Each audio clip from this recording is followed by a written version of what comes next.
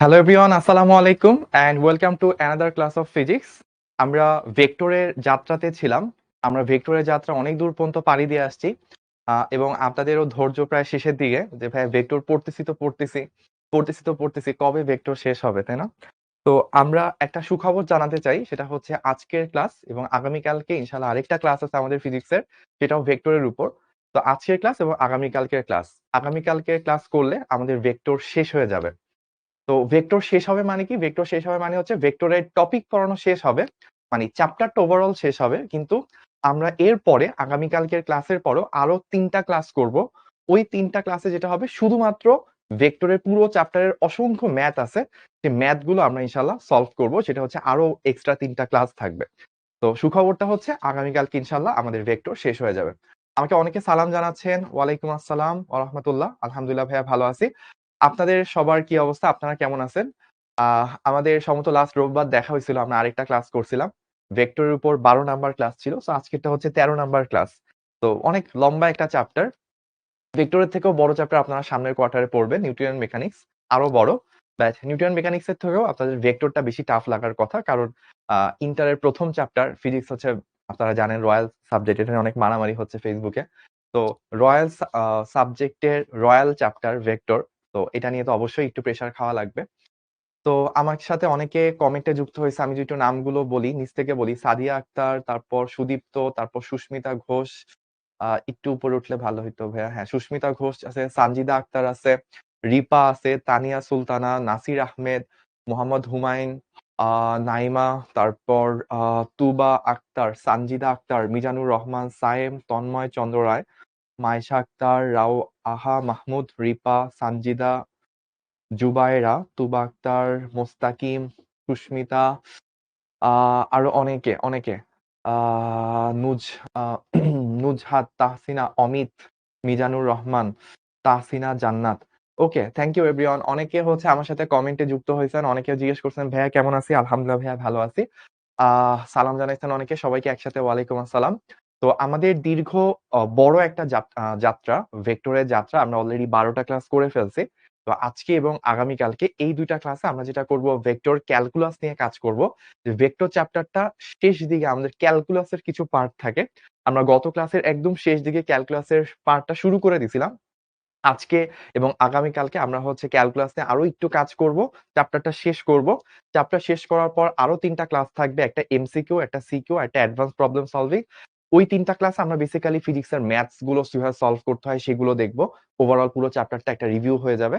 আর আপেক্ষিক বেগ, সেই জিনিসটা আমি হচ্ছে রিভিউ করি নাই আপনাদের। অনেকটুকু পার্ট তো রিভিউ করছি। আপেক্ষিক বেগের মধ্যে যে কত কোণে ছাতা ধরতে হবে, তারপর কোন কাজ ভিজবে, এই টাইপের প্রবলেম গুলো ছিল। তো আমরা যখন আগামীতে ৩ টে এক্সট্রা ক্লাস করব ম্যাথস রিলেটেড, তখন আমরা আপেক্ষিক বেগের ওইগুলোও একটু রিভিউ করে নিব। আশা করি খুব সুন্দর করে চ্যাপ্টারটা শেষ হবে। এই কোয়ার্টার যখন শেষ হবে তখন আমাদের ভেক্টরটাও ইনশাআল্লাহ শেষ হবে। তো আমাদের শিখর এই কোয়ার্টারটা এইচএস 26 এর Q1 এটা শুধুমাত্র ভেক্টরের জন্য ঝুলে আছে। যেদিন শুভ ভাইয়া ঘোষণা করবে ভেক্টর চ্যাপ্টার শেষ, ওইদিন হচ্ছে আপনাদের এইচএস 26 এর কোয়ার্টার 1 শেষ হয়ে যাবে। তো আসেন আমরা এই কোয়ার্টারটা শেষ করার জন্য ভেক্টর চ্যাপ্টারটা একটু দ্রুত আগায় নিই। আমাদের আজকের দিনের মেইন টপিক হচ্ছে ক্যালকুলাস। আমরা ভেক্টরের ক্যালকুলাস সম্পর্কে জানবো। যদিও ক্যালকুলাস জিনিসটা হচ্ছে ম্যাথস এর পার্ট, বাট আমরা হচ্ছে ফিজিক্স এর মধ্যে বেসিক কিছু জিনিস জানতে হবে। তো ম্যাথস এর টিচাররা যখন হচ্ছে ক্যালকুলাস পড়াবে, তখন ওরা একটা রেফারেন্স দিবে যে ফিজিক্সে তো তোমরা ক্যালকুলাস পড়ে আসছোই, তাহলে এখন আর আমরা কি পড়াবো, এরকম হচ্ছে কিছু কথা বলবে। তো ইন দা মিন টাইম ভাইয়া একটু বোর্ডটা সেট করে নি।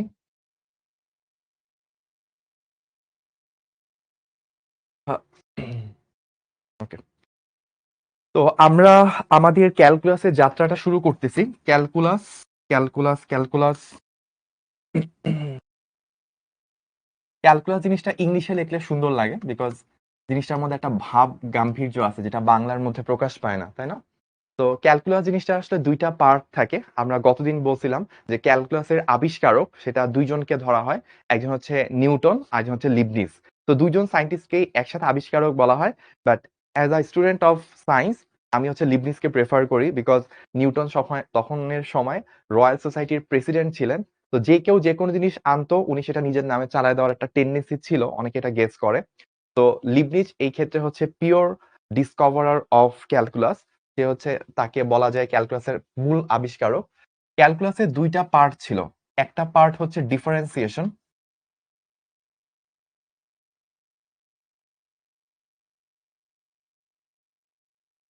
আর আরেকটা পার্ট আছে সেটা হচ্ছে ইন্টিগ্রেশন। আপনারা যখন ম্যাথ করবেন ইন্টার ফার্স্ট ইয়ারের একদম শেষ দিকে হয়তো কোয়ার্টার 3 তে ইনশাআল্লাহ ম্যাথ করার সময় আপনারা দেখবেন ক্যালকুলাস পাবেন, ডিফারেন্সিয়েশন, ইন্টিগ্রেশন। তো ওই জিনিসটা পড়ানোর জন্য আপনাদের ম্যাথসের ভাইয়ারা, পঞ্চ ভাইয়া বলতে এনাম ভাই থেকে শুরু করে ইকবাল দাদু, তারপর নাইম চাচু, তারপর হচ্ছে ইমন ভাইয়া, তারপর হচ্ছে সৌরভ ভাইয়া, হ্যাঁ? আপনাদের সব ৫ জন মিলে হচ্ছে ক্যালকুলাস যা পড়াবে, ১ মাস ধরে যা পড়াবে সেটা হচ্ছে ফিজিক্সের টিচারকে কি করতে হবে? ১-২ ক্লাসের মধ্যে করতে হবে। তো এবার বুঝে নেন কেন হচ্ছে ফিজিক্স রয়্যাল সাবজেক্ট। তো আমরা ক্যালকুলাসের আসলে কতটুকু পড়বো বা কি পড়বো বা ক্যালকুলাস আমাদের কেন লাগবে সেটা ১ম এ বুঝতে হবে। তো ফিজিক্সের মধ্যে আপনি অনেক সময় বেগ বের করেন। ফিজিক্সের মধ্যে আপনি অনেক সময় হচ্ছে ত্বরণ বের করতে হয়। অনেক সময় সরণ বের করতে হয়। তো বেগ, ত্বরণ, সরণ এগুলা এমন কিছু রাশি যেগুলো তাৎক্ষণিক পরিবর্তন হইতে পারে। মানে সবসময় যে একটা বস্তুর বেগ একই থাকবে তা তো নাও হইতে পারে। বেগটা মুহূর্তে চেঞ্জ হইতে পারে। বা আপনার ত্বরণও যেকোনো সময় যেকোনোভাবে চেঞ্জ হইতে পারে। সরণ তো আপনি অনেকগুলো বেগের সমষ্টি থেকে আপনি সরণ পান। তো বেগ, ত্বরণ, সরণ এই যে রাশিগুলো আছে এগুলো হচ্ছে পরিবর্তনশীল রাশি। তো পরিবর্তনশীল রাশির ক্ষুদ্রাতিক্ষুদ্র পরিবর্তন সেটাও যদি আমাকে বের করতে হয় বা আমার যদি অনেকটুকু সমষ্টি দরকার হয়, সেই সমষ্টি যদি একদম অ্যাকুরেটলি বের করতে দরকার হয়, তাহলে নরমাল ম্যাথমেটিক্স দিয়ে আমি সেটা বের করতে পারব না। কারণ এত পরিবর্তন আমি সবগুলাকে সাম করলে 100% অ্যাকুরেসি পাবো না। ক্যালকুলাস হচ্ছে এমন একটা মেথড, ম্যাথমেটিক্স এর এমন একটা টুল, যেই টুলের সাহায্যে কি করা যায়? ক্ষুদ্রাতিক্ষুদ্র পরিবর্তন একদম সূক্ষ্মভাবে উইথ 100% অ্যাকুরেসি বের করা সম্ভব।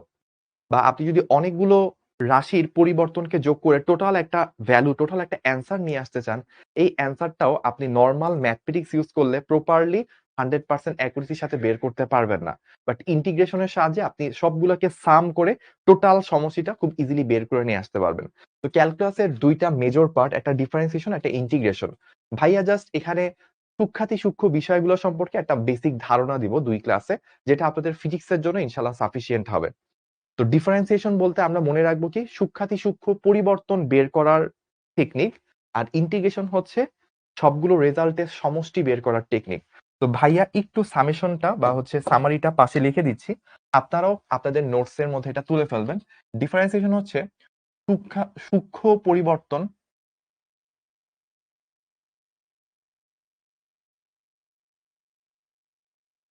অ্যাকুরেটলি,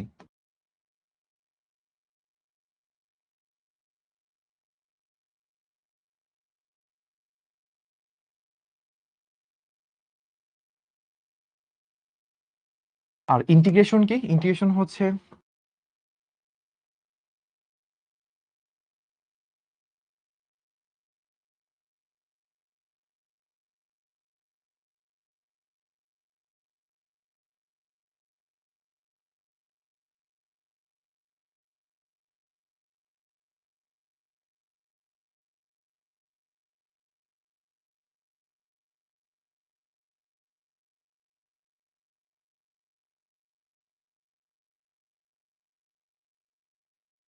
তো এই ২ টা লাইন আমরা হচ্ছে খুব ভালো করে মাথায় রাখবো।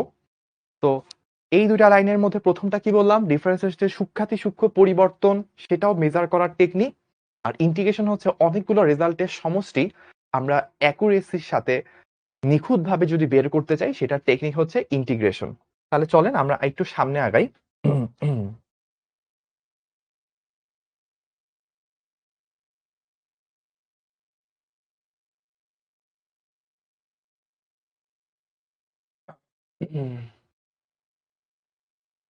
তো আমরা যেখানে ছিলাম, ১ম এ আমরা কাজ করব হচ্ছে ডিফারেন্সিয়েশন নিয়ে। যে ডিফারেন্সিয়েশনটা ব্যাপারটা কি বোঝায়?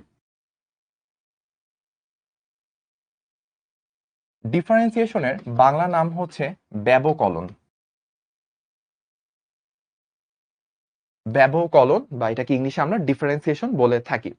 তো আমরা নোট করব। অনেকেই আছে যে ভাইয়া কতটুকু কি নোট করতে হবে? এটা প্রায় সময় বলি। তো আজকে আবারও বলতেছি যে নোট আমরা কতটুক করব। ভাইয়া বোর্ডে যা কিছু লিখবো, আপনিও তা কিছু লিখবেন। আর কিছু জিনিস থাকে লাইক কোন একটা কোয়েশ্চেন অলরেডি স্লাইডের মধ্যে তোলা আছে। তো এমসিকিউ হইতে পারে, তারপর হচ্ছে পোল কোয়েশ্চেন হইতে পারে। ওগুলো আপনার আলাদা করে তোলার দরকার নাই। ওগুলো আপনি ক্লাস শেষে চাইলে জাস্ট কোয়েশ্চেনটা লিখে অ্যান্সারটা নোট করে ফেললেই হবে।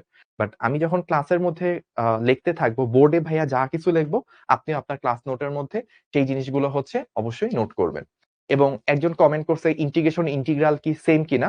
ইন্টিগ্রেশন হচ্ছে পদ্ধতির নাম। আর ইন্টিগ্রাল হচ্ছে আপনার কি বলবো? মানে ব্যাপারটা এরকম, ইন্টিগ্রেশন হচ্ছে যদি নাউন হয়, ইন্টিগ্রাল হচ্ছে যাকে আমি করব।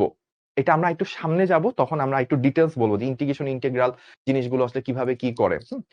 ২-১ জন কমেন্ট করতেছে, "ভাইয়া আগের ক্লাস না করলে কি আজকের ক্লাস বুঝবো কিনা?" আজকের ক্লাস বুঝার জন্য অত কিছু জরুরি না। বিকজ আজকে একটা নতুন টপিক। নতুন টপিক বুঝার জন্য আগের পড়া না থাকলেও আপনি পড়তে পারবেন।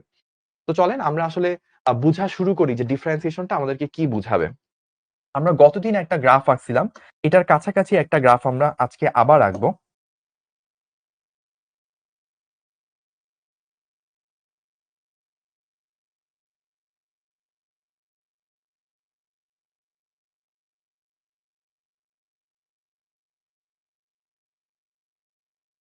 তো এইটা একটা গ্রাফ। এই গ্রাফে y অক্ষে আছে হচ্ছে একটা ফাংশনের আউটপুট আর x অক্ষে আছে ইনপুট। তাহলে আমরা একটা জিনিস মাথায় রাখবো। কি মাথায় রাখবো? সেটা হচ্ছে এই x হচ্ছে আমার ইনপুট আর y কি? y হচ্ছে আমার আউটপুট। তো আমি দেখেন যখন ইনপুটটা চেঞ্জ করতেছি, তখন আউটপুটটা কিভাবে চেঞ্জ হচ্ছে সেটার কিছু একটা গ্রাফ আমাকে দেওয়া আছে। আর আরেকটা কথা বলি, আপনারা না পড়ার সময় মাথার মধ্যে অনেকগুলো প্রশ্ন আপনার মাথায় কিলবিল করতে থাকে। এগুলোকে ভাইয়া বলে থাকি শয়তানের ওয়াসওয়াসা। মানে আপনি ধরেন আগামী ৩০ মিনিট পর যেই জিনিসটা আপনার টপিকে আসবে, জিনিসটা না আপনার মাথায় অনেক সময় আগে চলে আসে। তো আপনি না অনেক পেরেশান হয়ে যান। যে ভাই এটা যদি এটা হইতো, এটা যদি ওইটা হইতো, এটা যদি মহাকাশ ওইদিকে যাইতো, চাঁদ যদি ওইদিকে ঘুরতো কি হইতো? তো এইটা আসলে আপনাকে করে কি, যখন যেই টপিকটা বুঝা দরকার, ওই টপিক থেকে মাথাটা আপনার অন্যদিকে চলে যায়। চলে যাওয়ার কারণে মাথাটা ওইখানে ঘুরতে থাকে। ফলে মেইন পড়া ভাইয়া চলে যাচ্ছে, আপনি আরেক জায়গায় রয়ে গেছেন। তখন ১০ মিনিট পর আপনি আর বুঝতে পারেন না। এজন্য যখন যেই জিনিসটা পড়বেন, একটা জিনিস সবসময় মাথায় রাখবেন যে ভাইয়া একটা কথা যেটা অলরেডি বলে ফেলছি কিন্তু ভাই আপনি বুঝেন নাই। সেই জিনিসটা আপনি হচ্ছে একটু চিন্তা করবেন, ভাই এটা তো একটা জিনিস চলে গেল, ওইটা কি আমি বুঝতে পারলাম কিনা বা ওইখানে কিছু ল্যাকিং থাকলে সেটা নিয়ে আপনি চিন্তা করবেন। কিন্তু যেটা এখনো ভাইয়া আসি নাই, হয়তো পরে ভাইয়া পড়াবো বা নাও পড়াইতে পারি। ওইটা নিয়ে আপনার এখন এট লিস্ট টেনশন নেওয়ার কিছু নাই। যদি ভাইয়া পরবর্তীতে পড়াই তাহলে তো আপনি অলরেডি সেটা দেখবেন। আর যদি ভাইয়া নাও পড়াই, হয়তো ওইটা দরকার হবে না বা দরকার হলে আপনি কমেন্ট করে জানাবেন, কোনো সমস্যা নাই। কিন্তু যখন যেই টপিক বুঝাবো তখন এটার দিকে খুব মনোনিবেশ করবেন। তাহলে দেখবেন কি আপনি অলরেডি একটা স্টেপের পর একটা স্টেপ সুন্দর করে বিল্ড আপ করে একটা জিনিস ধরে ফেলতে পারছেন। তো একটা জিনিস যখন পুরাপুরি ধরে ফেলবেন, আপনার মনের অনেক কনফিউশন অটোমেটিক্যালি ক্লিয়ার হয়ে যাবে। তো আসেন আমরা ক্যালকুলাস সম্পর্কে জানি। ক্যালকুলাস এমন একটা জিনিস যেটা হচ্ছে আপনি ১-২ দিনে অনুভব করবেন না। এটা অনেকদিন লাগায় আপনি অনুভব করবেন। বাট আমার টার্গেট হচ্ছে এই ২ দিনের মধ্যে আপনাকে ক্যালকুলাস সম্পর্কে একটা বেসিক ধারণা দেওয়া। আগামীকালকের ক্লাসের শেষে আপনি মোটামুটি একটা ফিল নিতে পারবেন যে ক্যালকুলাস আসলে কি। তো এই ২ দিন আমরা ক্যালকুলাস কি এটা নিয়ে টেনশন করব না। ভাইয়া কি বলতেছি, ভাইয়ার মেসেজ গুলা যেন নিতে পারি সেটা হচ্ছে ফোকাস করব।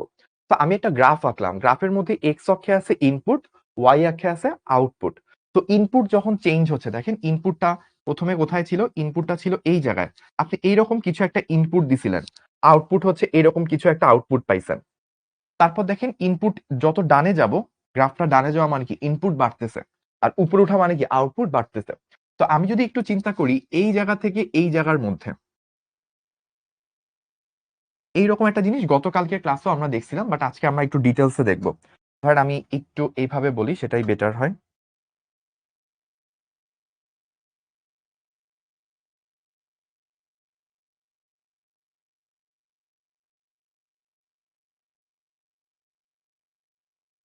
ওকে। তো দেখেন আমাদের ইনপুট যখন এইটুকু চেঞ্জ হয়, এটা হচ্ছে একটা ডেল এক্স আপনার ইনপুটের পরিবর্তন। চলেন তো দেখি আউটপুটের পরিবর্তনটা কতটুকু হয়েছে, আউটপুট কতটুকু চেঞ্জ হয়েছে। অন্য একটা কালার নিই তাহলে বেটার বোঝা যাবে।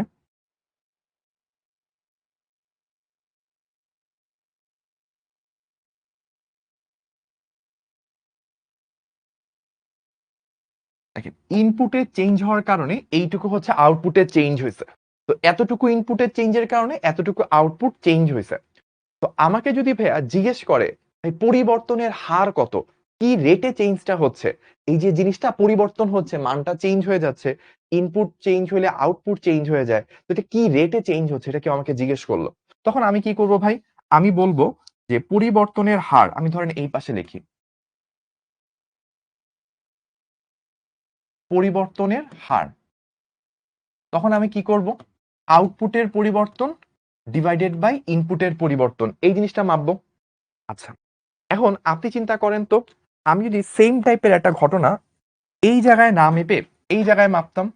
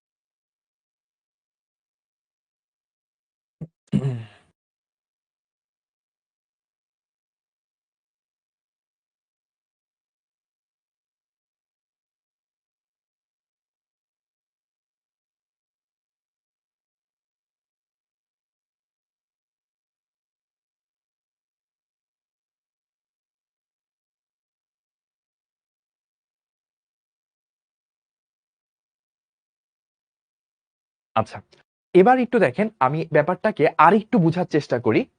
তো আমাদের দুইটা সিনারিও দেওয়া আছে, এই জায়গায় যখন আমার ইনপুটটা চেঞ্জ হচ্ছিল, আউটপুটটা কতটুক চেঞ্জ হয়েছে, যে ডেল ওয়াই এটা এখানে দেওয়া আছে, del y one del x one. তো এখান থেকে আমরা পরিবর্তনের হার ঢালটা বের করছি। আর একটু পরে আরেকটা কেসে ইনপুটের পরিবর্তন আর আউটপুটের পরিবর্তন, তো এখানে আউটপুটের পরিবর্তনকে ইনপুটের পরিবর্তন দ্বারা ভাগ করলে দ্বিতীয় কেসে পরিবর্তনের হার বের করছে। এখন বলেন তো ভাইয়া, দুইটা কেসে পরিবর্তনের হার কি সমান আসছে নাকি হচ্ছে অসমান? যদি অসমান হয়ে থাকে কোনটা বেশি, এম টু বেশি নাকি এম ওয়ান বেশি, আপনাদের কাছে কি মনে হচ্ছে? আমাকে একজন প্রশ্ন করছে, নাম হচ্ছে মুশফিকুর। ও বলছে ভাইয়া পরিবর্তনের হার হইলে ডেল ওয়াইটা কেন উপরে যাবে, এটা একটা প্রশ্ন। ঠিক আছে, ওর প্রশ্নটার উত্তরটা ভাইয়া একটু ছোট্ট করে দিয়ে নি। তো ধরেন আমি এভাবে কথা বললাম, বা এই পাশে আলাদা করে আঁকতে পারি। তো ডেল এক্স ইনপুট পরিবর্তনে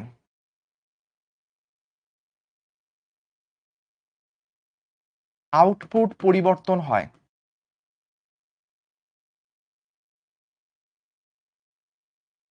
ডেল ওয়াই, তাহলে একক ইনপুট চেঞ্জ হইলে আউটপুট চেঞ্জ হয় কত, del y divided by del x. তো ইনপুট একক পরিমাণ চেঞ্জ হলে আউটপুট কতটুক পরিমাণ করে চেঞ্জ হয়, এই রাশিটাকে আমরা কি বলি, এই রাশিটাকে আমরা হচ্ছে ঢাল বলে থাকি। তো ঢাল বা পরিবর্তনের হার, সেটা আসলে তাহলে কি del Y by del x. এই ঢালটাই আমরা দুই জায়গায় মাপছি, এটা প্রথম কেস, এটা দ্বিতীয় কেস। তো আমাকে অলরেডি হচ্ছে অনেকে বলছে, তাহসিনা বলছে, শাহিনুর বলছে, তারপর হচ্ছে যে নেহারিকা বলছে, আসমা বলছে, ওকে, তো সবাই বলছে এম টু বেশি হবে। তাহলে আমি একটু 1 মিনিটে সামারি করে নিই, আমরা কি বললাম, আমরা বললাম যে আমাদের অনেক সময় দেখা যায় ইনপুট চেঞ্জ হলে আউটপুট চেঞ্জ হয়, ইনপুটের সাথে সাথে আউটপুটটা কিভাবে চেঞ্জ হচ্ছে সেটা আমরা বোঝার চেষ্টা করি। এখন আপনার ডিফারেন্সিয়েশন কি, ক্যালকুলাস কি, ইন্টিগ্রেশন কি, এগুলার কোনো কিছু মাথায় রাখার দরকার নেই। ভাইয়া একটা ঘটনা বলতেছি, ধরেন এটা একটা গল্প, আপনি গল্পটা বোঝার চেষ্টা করেন। একটা সময় অটোমেটিক্যালি আজকের ক্লাস আগামীকালকের ক্লাসের শেষে ডিফারেন্সিয়েশন কি, ইন্টিগ্রেশন কি, ক্যালকুলাস কি আপনার কাছে পানি ভাত হয়ে যাবে। টার্ম নিয়ে মাথা ব্যথা বা হচ্ছে প্রেশার নেওয়ার দরকার নেই, আপনি ঘটনাটা বোঝার চেষ্টা করেন কি ঘটতেছে, that is more than enough. তো আমার এখানে ঘটনা কি, ইনপুট চেঞ্জ হচ্ছিল, ফলে আউটপুটটা চেঞ্জ হচ্ছে। তো এখানে ইনপুটের সাথে সাথে আউটপুটটা কি রেটে চেঞ্জ হয়, ইনপুট একক চেঞ্জ হলে আউটপুটটা কতটুকু চেঞ্জ হয়, সেটা হচ্ছে পরিবর্তনের হার। এইখানেও মাপলাম, এখানেও মাপলাম, দুইটা কেসেই মাপলাম। তো আপনারাই বলছেন যে ভাইয়া এম ওয়ান টা ছোট হবে, এম টু টা বড় হবে কেন, কারণ এখানে ইনপুট যতটুকু চেঞ্জ হয়েছে তার রেসপেক্ট আউটপুট কি অনেক অল্প চেঞ্জ হয়েছে, আর এখানে ইনপুট একটু চেঞ্জ করতে কি আউটপুট অনেকটুকু চেঞ্জ হয়েছে। তার মানে বুঝাই যায় যে এখানে ইনপুট অল্প পরিবর্তনে অনেক বেশি আউটপুটের চেঞ্জ আসবে, যেটা হচ্ছে আমার পরিবর্তনের হার বা ঢালটা হচ্ছে তত বেশি। আচ্ছা, তো এবার আসেন আমরা একটু সামনে আগাই।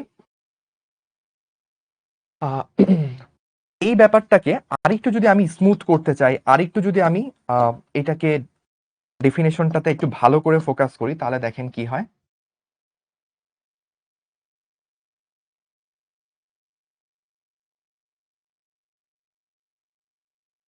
আগের গ্রাফটাই ধরেন আরেকবার আঁকলাম, ঠিক আছে?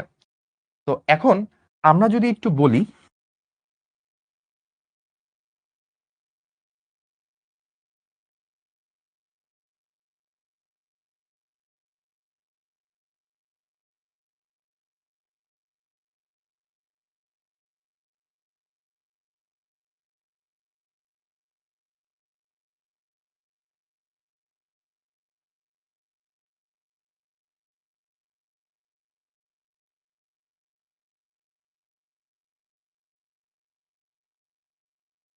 আমাকে ধরেন এরকম একটা সিচুয়েশন দিয়ে দিছে যে এইটা একটা গ্রাফ, এইখানে হচ্ছে ইনপুট হচ্ছে এক্স অক্ষ বরাবর, আউটপুটটা হচ্ছে ওয়াই অক্ষ বরাবর। এখন আমাকে বলছে যে পি বিন্দুতে পরিবর্তনের হার বের করতে। কি বলছে ভাইয়া? পি বিন্দুতে পরিবর্তনের হার বের করতে বলছে। এখন আপনি তখন চিন্তা করলেন, আচ্ছা পি বিন্দুতে যদি পরিবর্তনের হার বের করতে হয় তাহলে আমাকে কি করতে হবে? পি এর কাছাকাছি অল্প একটু জায়গায় ইনপুট চেঞ্জ হওয়ার কারেসপন্ডিং আউটপুট কতটুকু চেঞ্জ হয়েছে সেটা বের করতে হবে। তো আপনি তখন প্রথমবার এই কাজগুলো করলেন। কি কাজ করলেন? আপনি হচ্ছে প্রথমবার এই যে এইটুকু পরিবর্তন মাপলেন, আর হচ্ছে এই যে এইটুকু পরিবর্তন মাপলেন।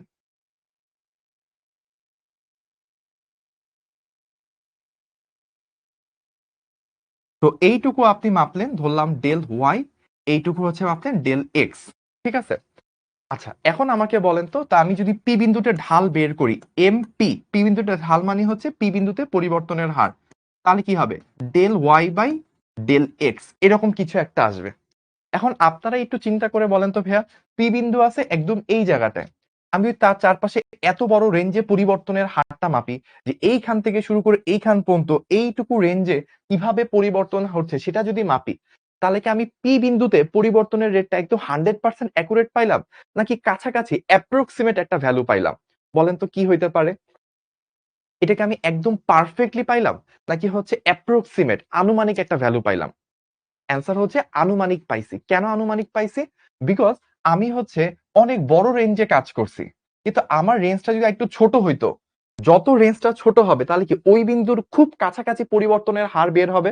এই যে অলরেডি আমাকে অনেকে কমেন্ট করছে যে ভাই আমরা পুরাপুরি অ্যাকুরেট পাইনি, কাছাকাছি পাইছি।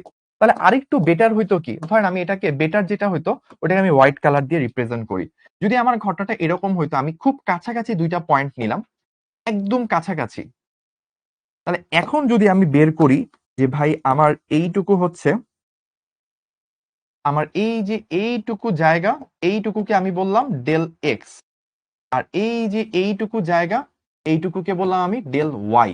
তাহলে এইবার যদি আমি হোয়াইট কালার দিয়ে যেটা বের করছি, MP del Y by del x, এইটা কি আগের বারেরটা ধরেন ছিল 1 নাম্বার কেস, এবারটা বললাম 2 নাম্বার কেস। ওই বিন্দুর ঢালই বের করছি, দুই ভাবে বের করছি।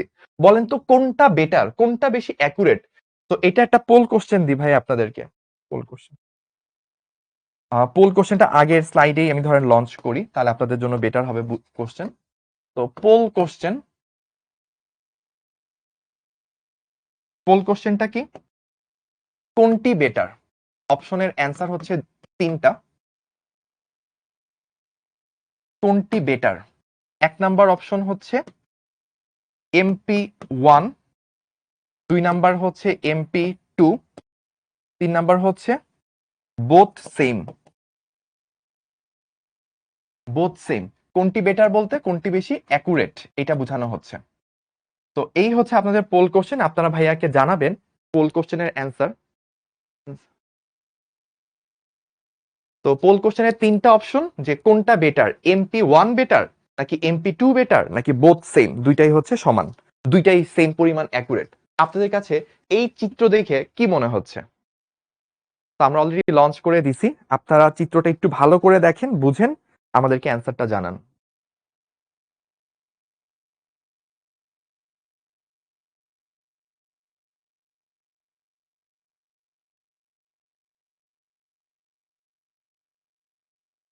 আমরা কি পোল কোশ্চেনের সময় এই ব্যাকগ্রাউন্ডটা দেখতে পাই, নাকি হচ্ছে শুধু দুইটাই থাকে, মানে এক পাশ দিয়ে পোলের একটা অপশন থাকে?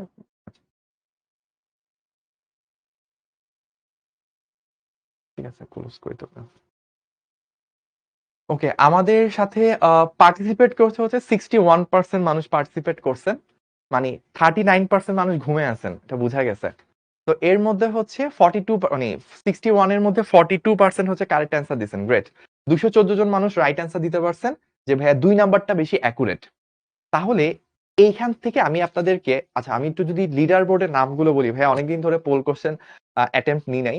তো অনেকদিন পরে নিচ্ছি যেহেতু নামগুলো একটু বলা উচিত। ১ নম্বরে আছে মইনুল হাসান মাহিম, ২ নম্বরে আছে খন্দকার মোহাম্মদ ইমতিয়াজ নাহিম, অনেক ছোট নাম।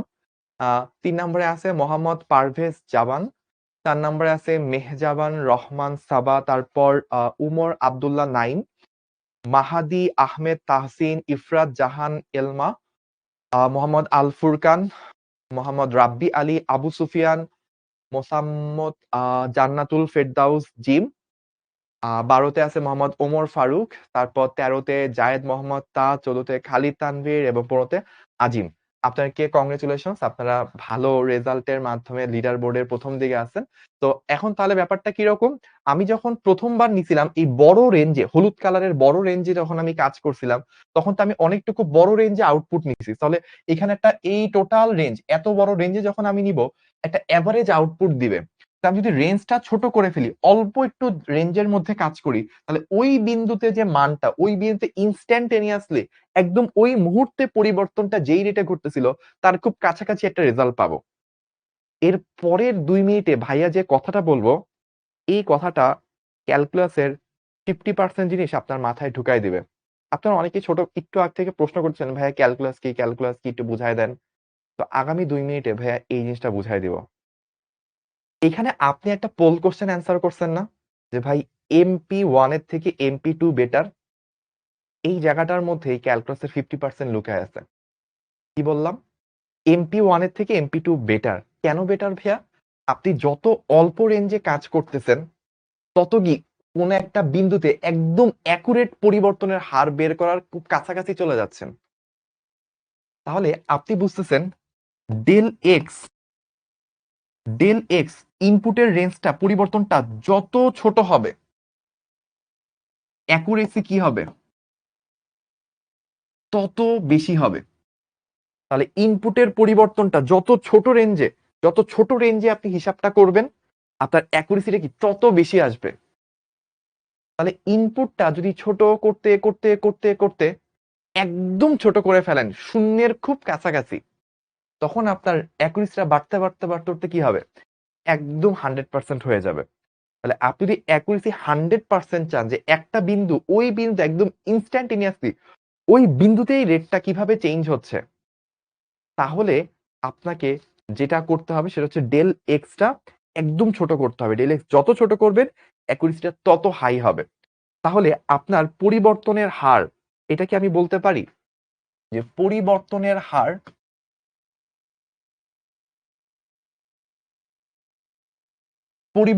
হার এটাকে আমরা কি বললাম? এটাকে আমরা এম বললাম, তাই না? এই এমটা আসলে কি? Del Y by del x, তাই তো?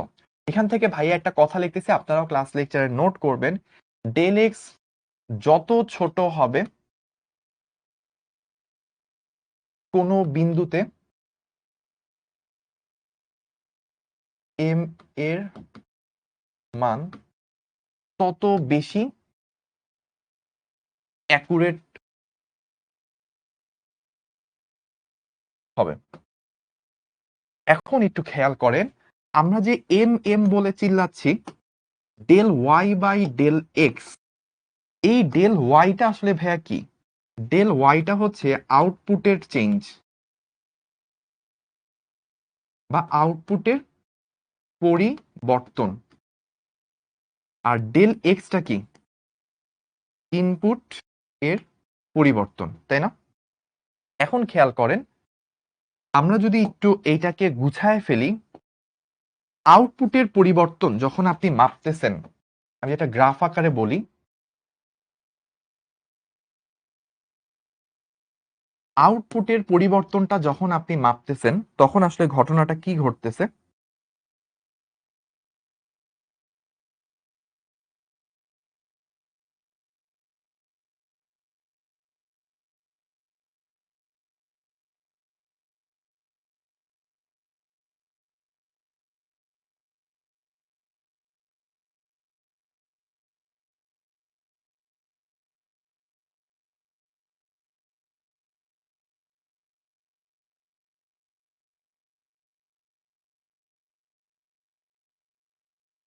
আচ্ছা, তাহলে এই জায়গায় আমরা একটু খেয়াল করি।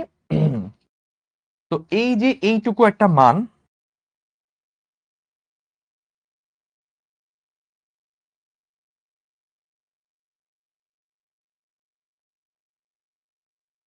খেয়াল করি আমরা যে আমাদের এই যে এইটা ছিল ইনপুট, যখন আমি এইটুকু ইনপুট দিছি তখন তার কারেসপন্ডিং এইটুকু হচ্ছে আউটপুট। তো আউটপুটটাকে আমি ওয়াই বলতে পারি, বা একটু বেটার হচ্ছে এফ অফ এক্স, যে এক্স পরিমাণ ইনপুট দিলে এইটুকু পরিমাণ আমি আউটপুট পাই, এটাই কি এফ অফ এক্স। আর যখন ইনপুটের মানটা আরেকটু বাড়াবো, টোটালটা কতটুকু হয়েছে এক্স প্লাস ডেল এক্স, তো ইনপুটটা যখন আরেকটু বাড়াইলাম তখন আউটপুটটা বের হয়েছে কি y equals to f of x plus del x. তাহলে আমাদের আউটপুটের যে পরিবর্তন ডেল ওয়াই, এটা আমরা কি বলতে পারি, এই পরিবর্তনটা হচ্ছে আমার f of x plus del x minus f of x. এটা হচ্ছে আমার আউটপুটের পরিবর্তন। ডেল ওয়াই কতটুকু ছিল, ডেল ওয়াই ছিল হচ্ছে আপনার এই যে এইটুকু, এইটুকু ছিল হচ্ছে আপনার ডেল ওয়াই। ডেল ওয়াই কি, তাহলে যে এই টোটালটা থেকে এই টোটালটা বাদ দিলে আপনি ডেল ওয়াই কতটুক সেটা পেয়ে যাবেন। আর নিচে তো ডেল এক্স কতটুক সেটা তো আছেই।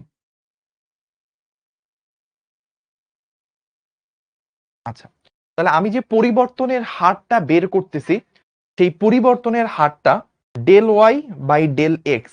তো ডেল ওয়াইটা কত, f of x plus del x, মানে এই যে এইটুকু থেকে এফ অফ এক্স এটা বাদ দিলে আমি হচ্ছে আউটপুটের পরিবর্তন পাচ্ছি, নিচে হচ্ছে আমার ইনপুটের পরিবর্তন। তো আপনি যদি হাইয়েস্ট অ্যাকুরেসি চান কোন একটা বিন্দুতে, লাইক আপনি যে এই বিন্দুতে আপনি হচ্ছে চান পি বিন্দু,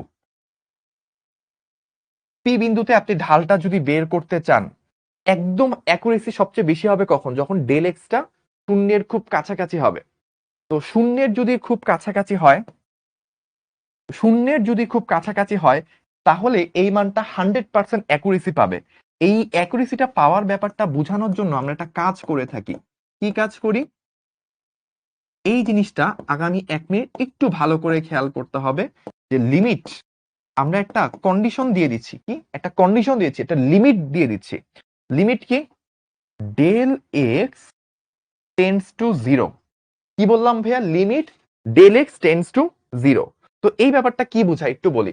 অনেকে বলছেন ভাইয়া এম মানে কি, তো অনেকে যেটা হয় যে ক্লাস ধরেন শুরু হয়েছে 5টায়, 5টা 20-এ এসে ভাইয়াকে জিজ্ঞেস করেন ভাইয়া আমি 20 মিনিট পরে আসছি, আমাকে একটু আরেকবার বুঝান।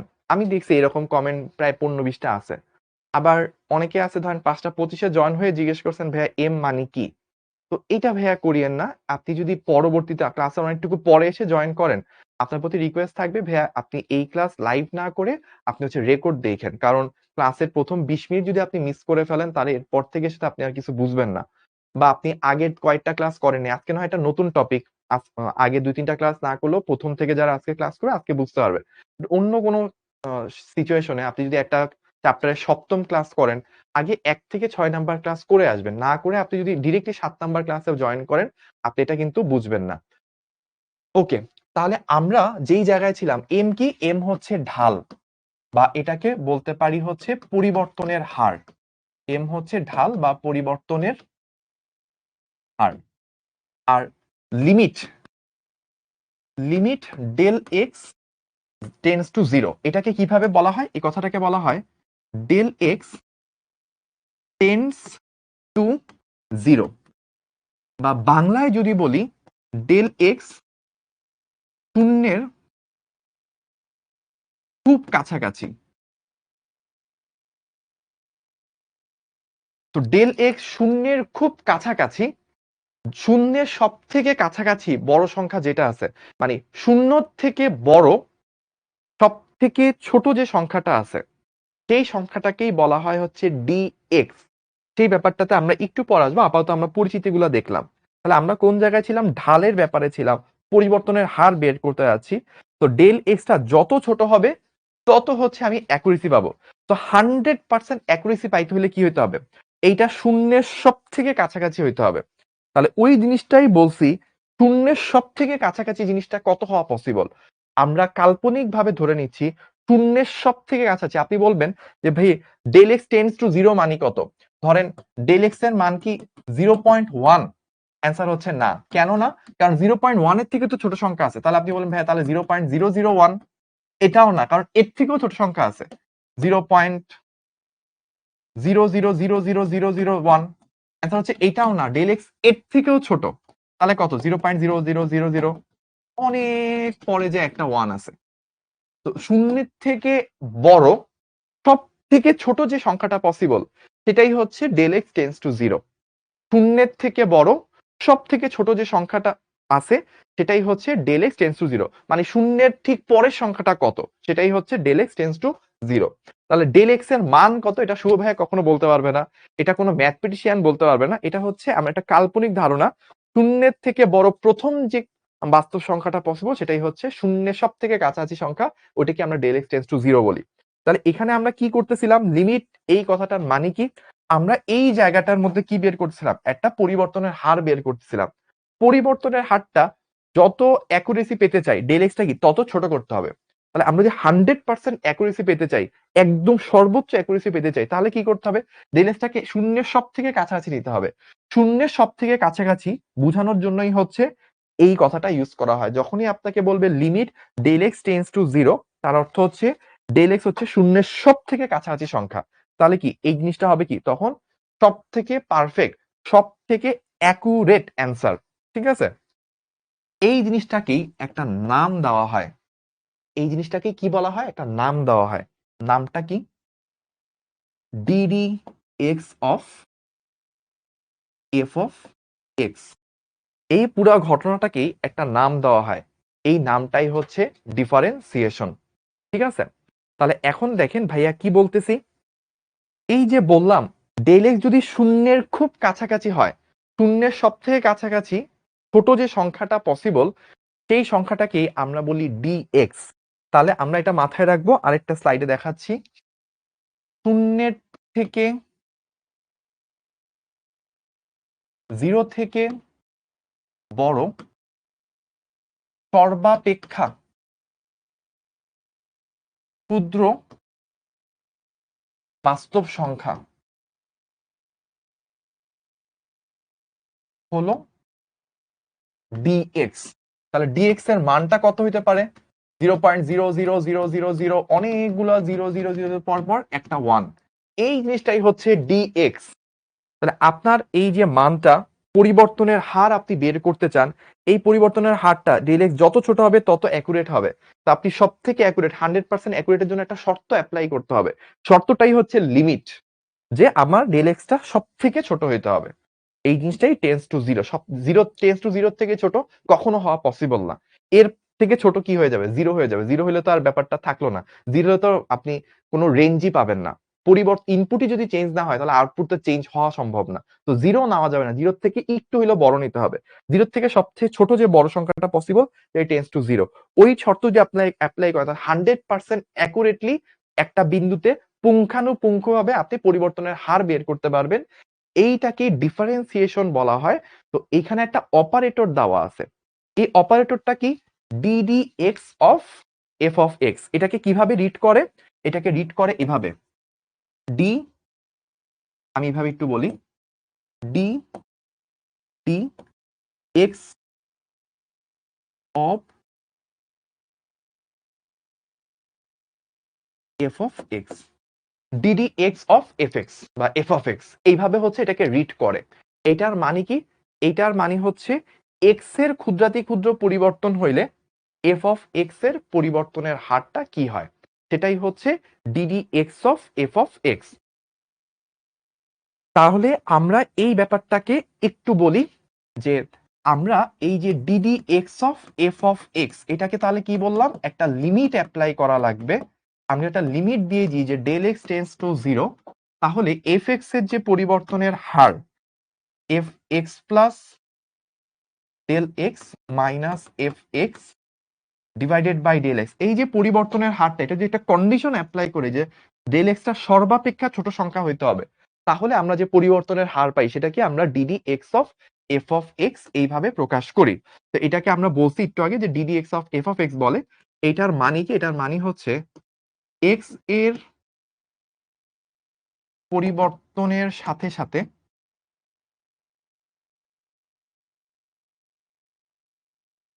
এফ অফ এক্স এর পরিবর্তনের হার। তো এটার মিনিং কি, মিনিংটাও ভাইয়া লিখে দিলাম।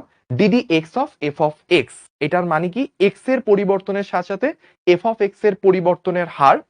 আর ব্র্যাকেটে ছোট্ট একটা কথা লিখে রাখবেন, 100% অ্যাকুরেসি। পরিবর্তনের হার তো সবাই বের করতে পারে, বাট 100% অ্যাকুরেসির সাথে বের করার যে ব্যাপারটা, সেটাই আসলে কি ডিফারেন্সিয়েশন। তাহলে আমরা এই জিনিসটাকেই বলি হচ্ছে ডিফারেন্সিয়েশন। এটার আরেকটা ব্যাখ্যা আছে, এটাকে এভাবে বলে এক্স এর সাপেক্ষে, এক্স এর সাপেক্ষে এফ অফ এক্স এর ব্যবকলন।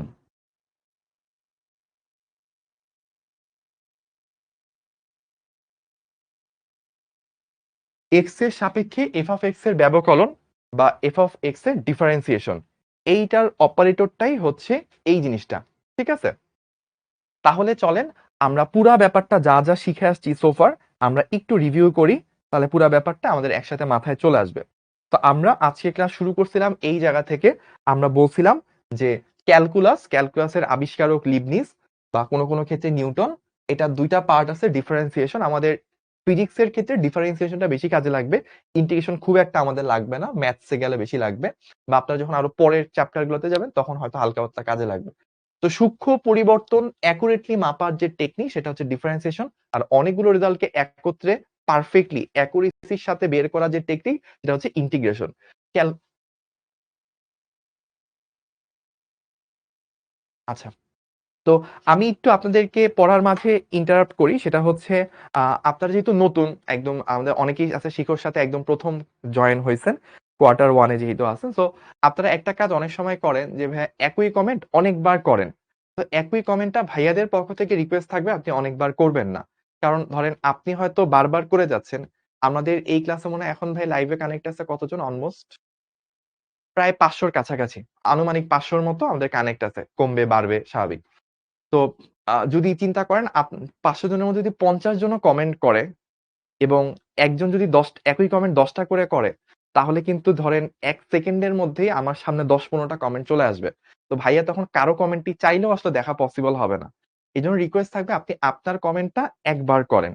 এবং মোস্ট অফ দ্যা কেসে যেটা হবে, আপনি যেটা জিজ্ঞেস করতেছেন ওইটা দেখবেন ভাইয়া ক্লাসের মধ্যে সিকোয়েন্স অনুযায়ী একটু পর এমনি অ্যান্সার দিব। তো আপনি একবার কমেন্ট করে রাখেন, তাহলে দেখেন, এবং কমেন্টের আগে আর পরে স্টার বা 2-1টা ইমোজি দিয়েন, তাহলে বুঝবো যে হচ্ছে ভাই আপনি আ কিছু একটা জিনিস জানতে চাচ্ছেন। তারপর আপনি যদি না পান ৫ মিনিট পর ওই কমেন্টটা আরেকবার কইরেন। না পারলে ১০ মিনিট পর আরেকবার কইরেন। আমি বিশ্বাস করি যে 90% ক্ষেত্রে আপনি যে কমেন্টটা করতেছেন, ওইটা আগামী আধা ঘন্টার মধ্যে আপনি এমনিই অ্যান্সার পেয়ে যাবেন।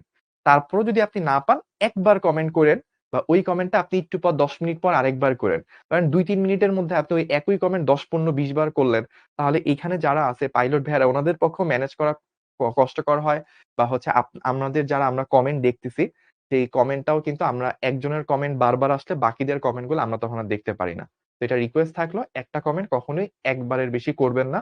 যদি করতে হয় ৫ মিনিট ১০ মিনিট পর আরেকবার করবেন। এবং আপনার মোস্ট অফ দ্যা কেসেস কমেন্টের অ্যান্সারটা আপনি আধা ঘন্টার মধ্যে এমনিই পেয়ে যাবেন।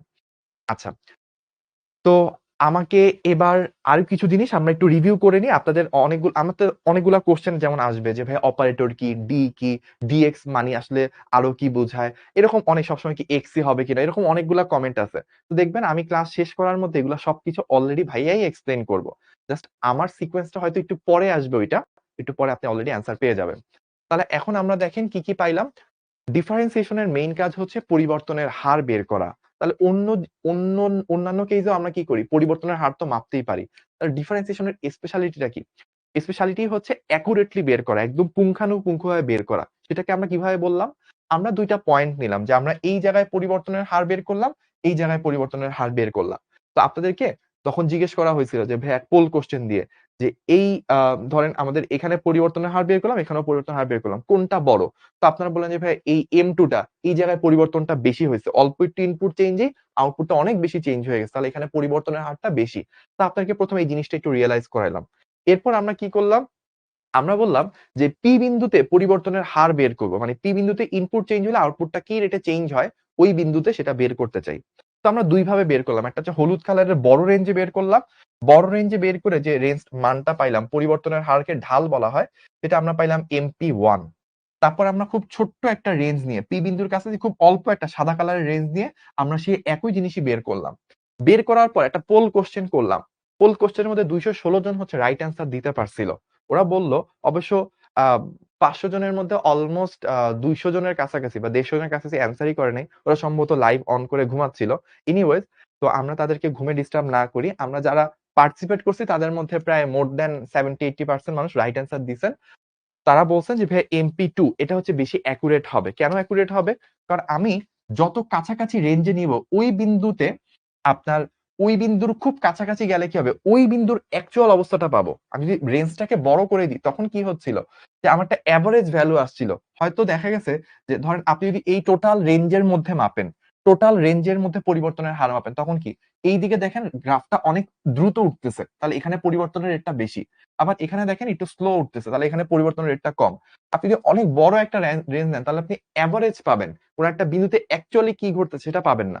তো ওই বিন্দুতে অ্যাকচুয়ালি কি ঘটতেছে সেটা বের করতে হলে কি করতে হবে? ওইটার খুব কাছাকাছি রেঞ্জ নিতে হবে। যত কাছাকাছি রেঞ্জ দিবেন ওই বিন্দুতে তত সূক্ষ্মভাবে অ্যান্সারটা জানতে পারবেন। তখন আমরা বলছিলাম যে এই ডেল এক্সটা যেইটুকু রেঞ্জে কাজ করছে এটা যত ছোট করব অ্যাকুরেসি কি হবে? তত বেশি বাড়বে। তারপর আমরা বলছিলাম পরিবর্তনের হার এটাকে এম দ্বারা প্রকাশ করে, এটার মান আউটপুট বাই ইনপুটের চেঞ্জ। তারপর বলছিলাম ডেল এক্স যত ছোট হবে পরিবর্তনের মান বা ঢালটা তত অ্যাকুরেট হবে। তো এটা বলছিলাম আউটপুটের চেঞ্জ, ইনপুটের চেঞ্জ। তো আউটপুটের চেঞ্জটাকে আমরা f of x plus del x, মানে এটা হচ্ছে আমার সেকেন্ড ফাইনাল আউটপুট, এটা হচ্ছে আমার ইনিশিয়াল আউটপুট। ফাইনাল আউটপুটটা হচ্ছে f of x plus del x, কারণ এখানে ইনপুটটা ছিল হচ্ছে এক্স প্লাস ডেল এক্স, আর ইনিশিয়াল আউটপুট হচ্ছে এফ অফ এক্স, কারণ ইনপুটটা ছিল এফ অফ এক্স। তো যখন আমি এটা বের করছি, এটা হচ্ছে আমার আউটপুটের পরিবর্তন উপরেরটা, নিচে হচ্ছে ইনপুটের পরিবর্তন। তো আমি যে একটা কন্ডিশন দিয়ে দিই যে ইনপুটের চেঞ্জটা সর্বাপেক্ষা ছোট যেটা পসিবল সেটা হবে, সেটাই হচ্ছে limit del x tends to zero.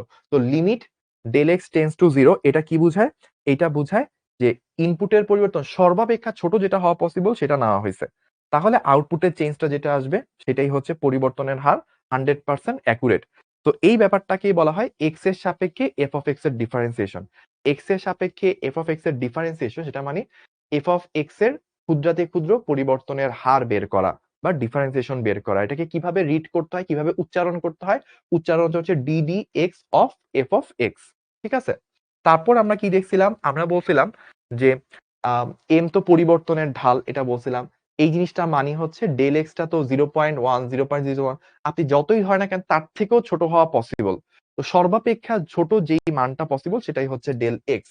তো del x tends to zero এটাকে বলা হয় ডেল এক্স শূন্যের খুব কাছাকাছি। মিনিংটা একটু এলাবোরেট করছিলাম। তারপর ভাইয়া কি বলছিলাম? এই যে d d x of f of x এটাকে আপনি কি কি ভাবে মানুষের কাছে প্রকাশ করতে পারেন? এটাকে আপনি বলতে পারেন এক্স এর সাথে এফ অফ এক্স এর পরিবর্তনের হার 100% অ্যাকুরেসি বোঝানোর সময় বলবেন। আপনি একটু শর্টে বলতে চান তাহলে বলবেন এক্স এর সাপেক্ষে এফ অফ এক্স এর ডিফারেন্সিয়েশন। এইটা যে কথা এক্স এর সাপেক্ষে এফ অফ এক্স এর পরিবর্তনের হার 100% অ্যাকুরেসি, একই কথা। তো আমরা এই পুরা জিনিসটা বের করলাম। বের করার পর আলটিমেটলি আমরা কি পাইলাম? আলটিমেটলি আমরা যেটা পেলাম সেটা হচ্ছে যে d d x of f of x is equals to limit del x tends to zero. লিমিটকে অনেক সময় লিমিট পুরাপুরিও লেখা, অনেক সময় LIM এইটুকু লেখলেও হয়। F x plus del x minus f of x divided by del x, এইটুকু হচ্ছে আমরা পেলাম। আচ্ছা, এবার আমি একটু বলি যে অপারেটর, অপারেটর সম্পর্কে আপনারা জানেন। আমাদের অপারেটর কিরকম আছে? ধরেন সাইন একটা অপারেটর, তারপর ধরেন হচ্ছে স্কোয়ার একটা অপারেটর, তারপর হচ্ছে ধরেন রুট একটা অপারেটর। এই ধরনের অসংখ্য অপারেটর আমরা জানি, তাই না? তারপর প্লাস একটা অপারেটর, অনেক ধরনের অপারেটর আছে আমাদের দুনিয়াতে।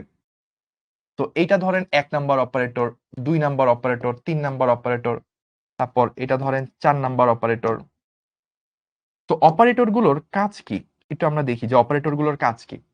তো এখানে এই অপারেটরটার ইনপুট কি? এই অপারেটর ইনপুটটা হচ্ছে একটা অ্যাঙ্গেল। অ্যাঙ্গেল সে ইনপুট নেয়, সে অ্যাঙ্গেলটাকে আমরা কি বলে থাকি? অ্যাঙ্গেলটাকে আমরা থিটা বলে থাকি, তাই না? তো আপনার তখন কি হয়? আউটপুটটা যেটা পান, আউটপুটটা আপনি পান হচ্ছে সাইন থিটা, এভাবে আপনি পান। তারপর এখানে ধরেন ইনপুট দিলেন, এখানে আপনি ইনপুট একটা সংখ্যা দিলেন এক্স, আউটপুটটা তখন কি পাবেন? আউটপুটটা তখন আপনি পাবেন হচ্ছে এক্স কে সে স্কোয়ার করে দিবে। তারপর এইখানে রুটের ভিতর ইনপুট আপনি নিলেন, ধরলাম আপনি ওয়াই নিলেন ইনপুট, ওয়াই কে তো সাধারণত আমরা আউটপুট আকারে বলি, ইনপুট যদি এক্স নেন আপনার আউটপুটটা কি আসবে, আউটপুটটা আসবে রুট এক্স। তো এই জায়গাতে কোনো সব জায়গায় যে ইনপুট একটাই হবে তা না, ধরেন এখানে আপনি এম আর এন দুইটা ইনপুট নিলেন, তো আউটপুট তখন কি আসে, আউটপুট তখন আসে হচ্ছে এম প্লাস এন। এভাবে অপারেটর কি করে, সে একটা ইনপুট নেয় একটা আউটপুট দেয়। তো অপারেটর মানে কি, অপারেটর মানে আমি বলে থাকি অপারেটর হচ্ছে একটা মেশিন। অপারেটর কি, অপারেটর ইজ আ মেশিন। কিভাবে মেশিন আমরা একটু খেয়াল করি। আমরা একটু পর মাগরিবের আজান দিলে আমরা 6টার দিকে ইনশাল্লাহ নামাজের ব্রেকে যাব। তো আমরা আর 10 মিনিট ক্লাস করে ব্রেক নিচ্ছি ইনশাল্লাহ। তো অপারেটর একটা মেশিন, কিভাবে মেশিন, ধরেন আমি একটা মেশিন আঁকলাম, তো আপনারা একটু গেস করার চেষ্টা করবেন এটা কি মেশিন বা এটা কোন টাইপের মেশিন। তো আমি বললাম এই মেশিনে যদি 2 দেওয়া হয় আউটপুট বের হয় হচ্ছে 4, 2 দিলে আউটপুট আসে 4। আমি বললাম -3 দিলে আউটপুট বের হয় হচ্ছে 9। তারপর আমি বললাম এই মেশিনে আমি যদি 5 ইনপুট দিই তাহলে আউটপুট বের হয় 25। তাহলে একটু কেউ গেস করে বলতে পারেন এই মেশিনের নাম কি, এই মেশিনের নাম কি। অলরেডি সবার প্রথমে আমাকে অ্যান্সার বলছে মাহাদি স্কয়ার, ভেরি গুড। তো এই মেশিনটার নাম হচ্ছে স্কয়ার মেশিন, স্কয়ার মেশিন। লাল কালি মনে হয় বোর্ডে খুব একটা ভালো দেখা যায় না, আমি সো স্কয়ার মেশিন বা স্কয়ার অপারেটর, এই মেশিনটার নাম হচ্ছে স্কয়ার মেশিন বা অপারেটর। তারপর আমি ধরেন আরেকটা মেশিনের নাম বলি, ধরেন এই আরেকটা মেশিন, এই মেশিনে ধরেন আমি এরকম দিলাম ইনপুট দিচ্ছি, ঠিক আছে, আমি ইনপুট দিলাম 30 ডিগ্রি, আউটপুট বের হইল 0.5। তারপর আমি ইনপুট দিলাম 60 ডিগ্রি, আউটপুট বের হইল 0.86। আমি ইনপুট দিলাম 90 ডিগ্রি, আউটপুট বের হইল 1। তাহলে এইটাও একটা মেশিন। কেউ কি বলতে পারেন এই মেশিনের নাম কি? সাইন। অলরেডি সবাই বলে ফেলছে ভাইয়া এই মেশিনটা হচ্ছে সাইন মেশিন। তাহলে এইটা আপনারা অলরেডি বলে ফেলছেন, ভেরি গুড গেস, যেটা হচ্ছে sine machine, sine theta machine. এরপর আমি আরেকটা মেশিন নিয়ে কাজ করব।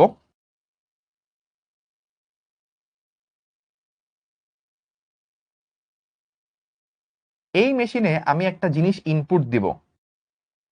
এই মেশিনে ইনপুটটা কিরকম দেখেন, 2,5 3,7।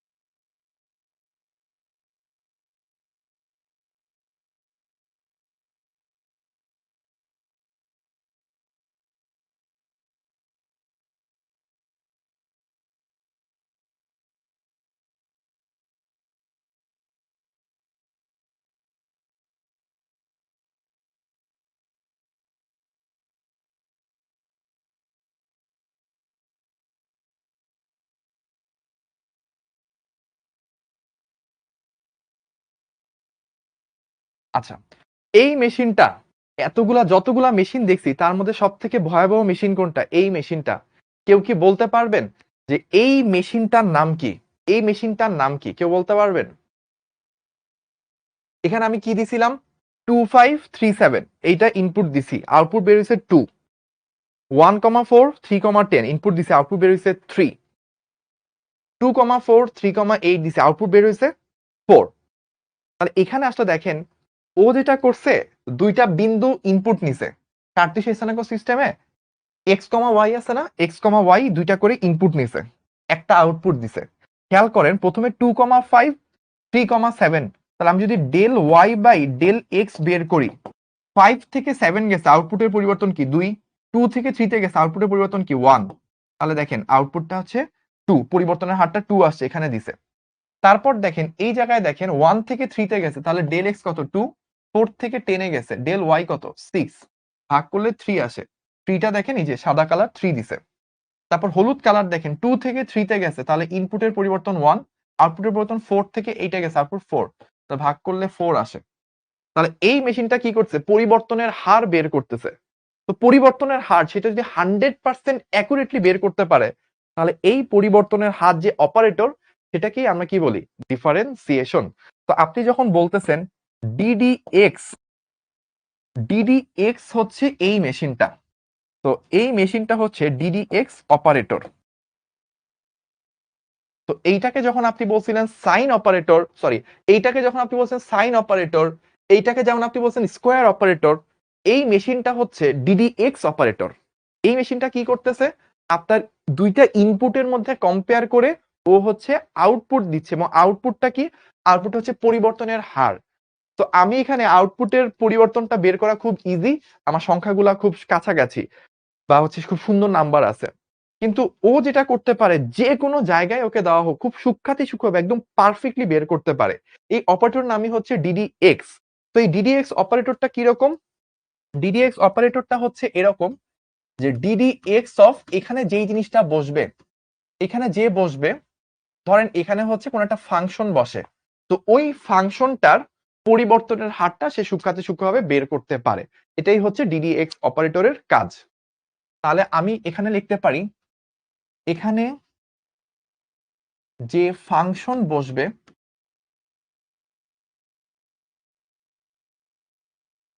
তার পরিবর্তনের হার সূক্ষ্মভাবে বের করা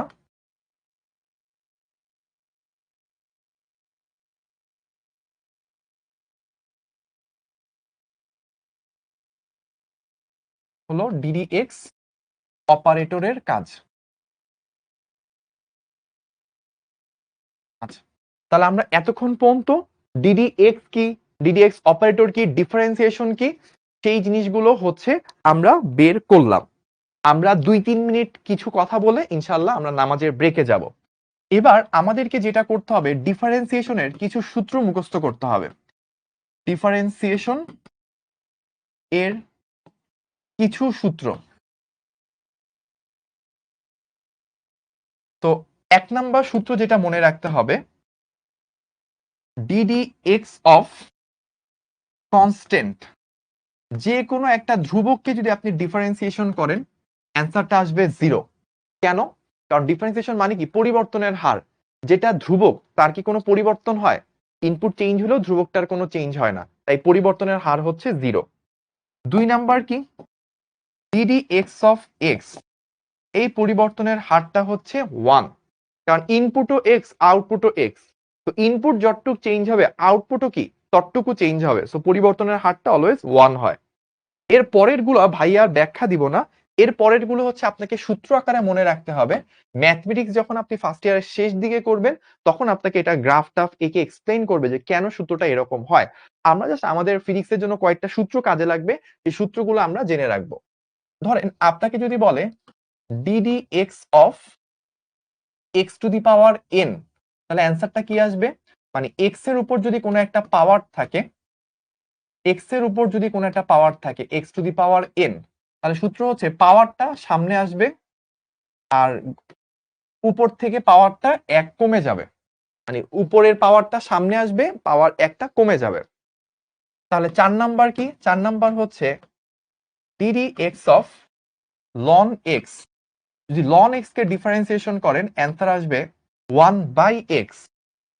5 নাম্বার হচ্ছে ddx of sine x, differentiation করলে আসবে cos x। 6 নাম্বার হচ্ছে ddx of cos x, differentiation করলে আসবে মাইনাস সাইন এক্স। 7 নাম্বার হচ্ছে ddx of tan x, differentiation করলে আসবে sec স্কয়ার x। তো মেইনলি এই কয়টা, আরেকটা জিনিস অ্যাড করতেছি, ddx of E to the power x, answer আসবে e to the power x, e to the power x এর ডিফারেন্সিয়েশন করলেও যা ছিল তাই রয়ে যাবে।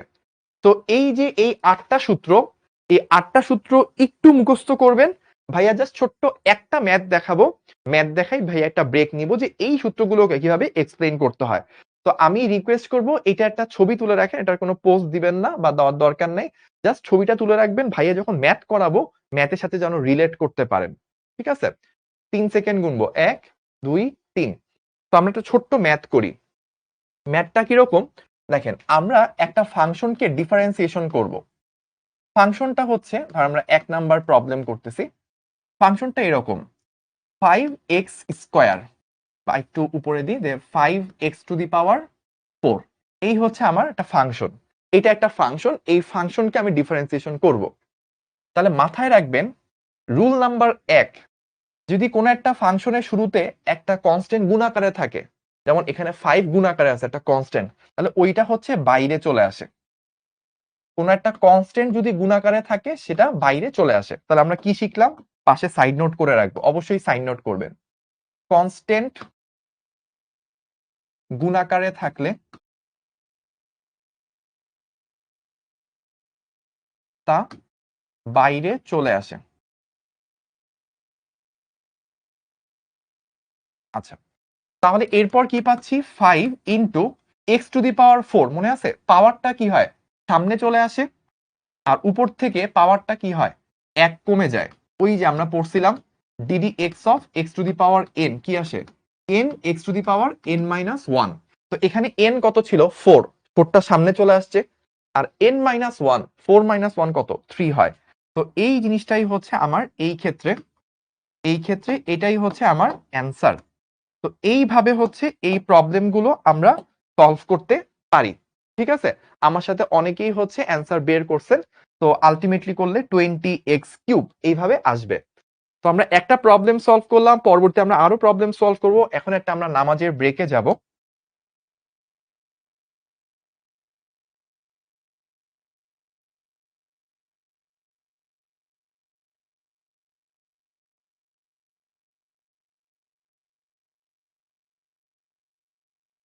তো আমরা দ্রুত নামাজ পড়ে সবাই আবার ইনশাল্লাহ ক্লাসে জয়েন করব।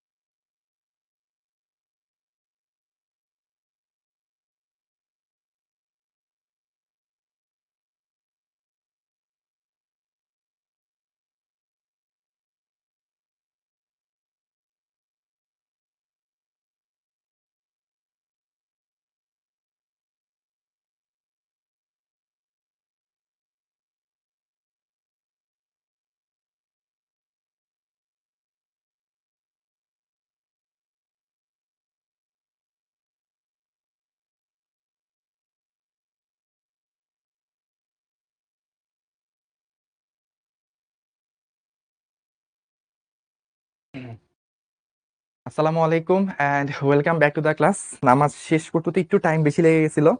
তো এর মধ্যে আপনাদেরই এক ব্যাচমেট, সে হচ্ছে সুদূর কক্সবাজার থেকে আমাদের সাথে দেখা করার জন্য শিক্ষক ক্যাম্পাসে চলে আসছে। ওর নাম সোহাইব। তো আপনারা মাঝে মাঝে আসবেন, আমার সাথে দেখা সাক্ষাৎ করে যাবেন। তো আমরা বিরতির আগ পর্যন্ত এই ম্যাথটা করছিলাম, এটা ছিল আমাদের লাস্ট ম্যাথ। তার নাই আপনি বলছে সুস্মিতা ঘোষ, নাই যে আমি আসি, হ্যাঁ আমি চলে আসছি আবার। অনেকে সালাম জানাচ্ছেন, ওয়ালাইকুম আসসালাম। তো আমরা বিরতির আগ পর্যন্ত ডিফারেন্সিয়েশন নিয়ে অনেক কাজকর্ম করেছিলাম। আমরা হচ্ছে যে কয়েকটা প্রবলেম সলভ করার দিকে আগাচ্ছিলাম, যেমন একটা প্রবলেম সলভ করছি। চলেন আমরা এবার আরেকটা প্রবলেম সলভ করব, প্রবলেম নাম্বার 2। তো 2 নাম্বার প্রবলেম আমাদেরকে কি বলছে? 2 নাম্বার প্রবলেম আমাদেরকে এরকম দেওয়া, ডিডি এক্স অফ, আমাকে বলছে x to the power 5 plus E to the power x, এইটা আমাকে বের করতে বলছে। ঠিক আছে ভাইয়া, চশমা খুললে আপনাকে অন্যরকম লাগে। চশমা খুললে সব মানুষকে অন্যরকম লাগে, যারা চশমা পরে তাদের সবাইকে চশমা খুললে অন্যরকম লাগে, সেটা নাথিং নিউ। তো চলেন আমরা এবার যখন সলভ করবো, এটা আমরা আরেকটা টেকনিক শিখতেছি, সেটা হচ্ছে d d x of x to the power 5 plus d d x of E to the power x. অর্থাৎ কখনো যদি আপনি দেখেন দুইটা জিনিস যোগ আকারে আছে, আপনি চাইলে আলাদা আলাদা ভাবে এইটা সলভ করতে পারবেন। তাহলে x to the power 5 K differentiation করলে কি হবে? পাওয়ারটা সামনে আসবে 5 ইন্টু এক্স টু দি পাওয়ার, পাওয়ার কি হয়ে যাবে 5 থেকে 1 কমে 4 হবে, plus E to the power x, e to the power x এর ডিফারেন্সিয়েশন করলে কি হবে? ই টু দি পাওয়ার এক্সই থেকে যাবে। তো এই হচ্ছে আমার বর্তমান অ্যান্সার। তাহলে আমরা এখানে একটা নতুন জিনিস শিখলাম। নতুন জিনিসটা কি শিখলাম? D d x of f of x, f one x plus f two x, যদি দুইটা ফাংশনকে যোগ করা হয় তাহলে আলটিমেটলি রেজাল্ট আসে হচ্ছে d d x of f one x plus d d x of f two x. এইভাবে আপনি চাইলে জিনিসটাকে রিপ্রেজেন্ট করতে পারেন। ঠিক আছে, তো আমরা এই সিস্টেমটা দেখে ফেললাম। লাস্টে ব্র্যাকেট ক্লোজ করি নাই, ব্র্যাকেট ক্লোজ করেও দিলাম। ওকে, তাহলে এই প্রবলেমটা কার কার ধরা পসিবল হয়েছে, কে কে এই প্রবলেমটা ধরতে পারছি, একটা ইয়েস লিখবো কমেন্টে। কমেন্টে একটা ইয়েস লিখবো। সবাইকে এখনো ব্রেকের পরে এসে পৌঁছাইছে কিনা? দুইটা দুই রকম ব্র্যাকেট, কই জানি শুরু না, যে এখানে শুরু করছিলাম ওখানে। ব্র্যাকেট আপনার ইচ্ছা, মানে এখন তো আর ছোট ক্লাস নাই, এখন আপনি বড় হয়েছেন, এখন আপনি ব্র্যাকেট দিছেন, এটাই তো অনেক বেশি। ঠিক আছে, ইয়েস, অনেকগুলো ইয়েস চলে আসছে। আচ্ছা আলহামদুলিল্লাহ, অল ক্লিয়ার, গুড গুড। ঠিক আছে, তো আপনারা একটু পোস্ট দিয়েও জানান যদি ক্লাসের জিনিসপাতিগুলো বুঝে থাকেন। ক্যালকুলাস, ক্যালকুলাস নরমালি ভেক্টর চ্যাপ্টারের প্রথম দিকে, তো এই সময় আপনার ক্যালকুলাস অত ডিপ বুঝবেন না, বাট ক্যালকুলেশন গুলো বুঝতে পারলেই মোর দ্যান এনাফ। তো আমাদেরকে একটু জানায়েন পোস্ট দিয়ে যে আপনাদের কনসেপ্ট গুলো ক্লিয়ার হচ্ছে কিনা। আমরা পরে আরেকটা প্রবলেমে যাই। প্রবলেমটা হচ্ছে 3 নাম্বার প্রবলেম। 3 নাম্বার প্রবলেম আমাকে কি বলছে? আরেকটা ফাংশন দেওয়া আছে, বলছে ডিডি এক্স অফ, আমাকে এরকম দিছে 5 x to the power 7 minus 3 sine x plus 10। এই জিনিসটাকে আমাকে ডিফারেন্সিয়েশন করতে বলছে। ঠিক আছে, ঠিক আছে। DD x of E to the power x, DD x কোথায় গেল? আচ্ছা, আমাকে একজন আগের প্রবলেমটা সম্পর্কে একটা জিনিস জিজ্ঞেস করছে, ভাই DD x of E to the power x, এই ই টু ডিডি এক্সটা কই গেছে? এটা হারাই গেল, তাই না? তো আসলে ডিডি এক্স হচ্ছে একটা অপারেটর। এই অপারেটরটা, এটা হচ্ছে একটা মেশিন। ডিডি এক্স হচ্ছে একটা মেশিন। আপনি ওই মেশিনে যেটাকে ইনপুট দিবেন সেটা কি? এই যে আপনি ই টু দি পাওয়ার এক্স কে হচ্ছে আপনি ইনপুট দিচ্ছেন, আউটপুটে কি ই টু দি পাওয়ার এক্স বের হয়। এইখানে ডিডি এক্স একটা মেশিন, মানে এভাবে মাথায় রাখবেন, ডিডি এক্স এটা হচ্ছে একটা মেশিন, এটা হচ্ছে মেশিন। এর ভেতরে যাকে বসাবো সে হলো ইনপুট। ঠিক আছে, আর ডিডি এক্স অফ এটা হলো আউটপুট, মেশিনের output.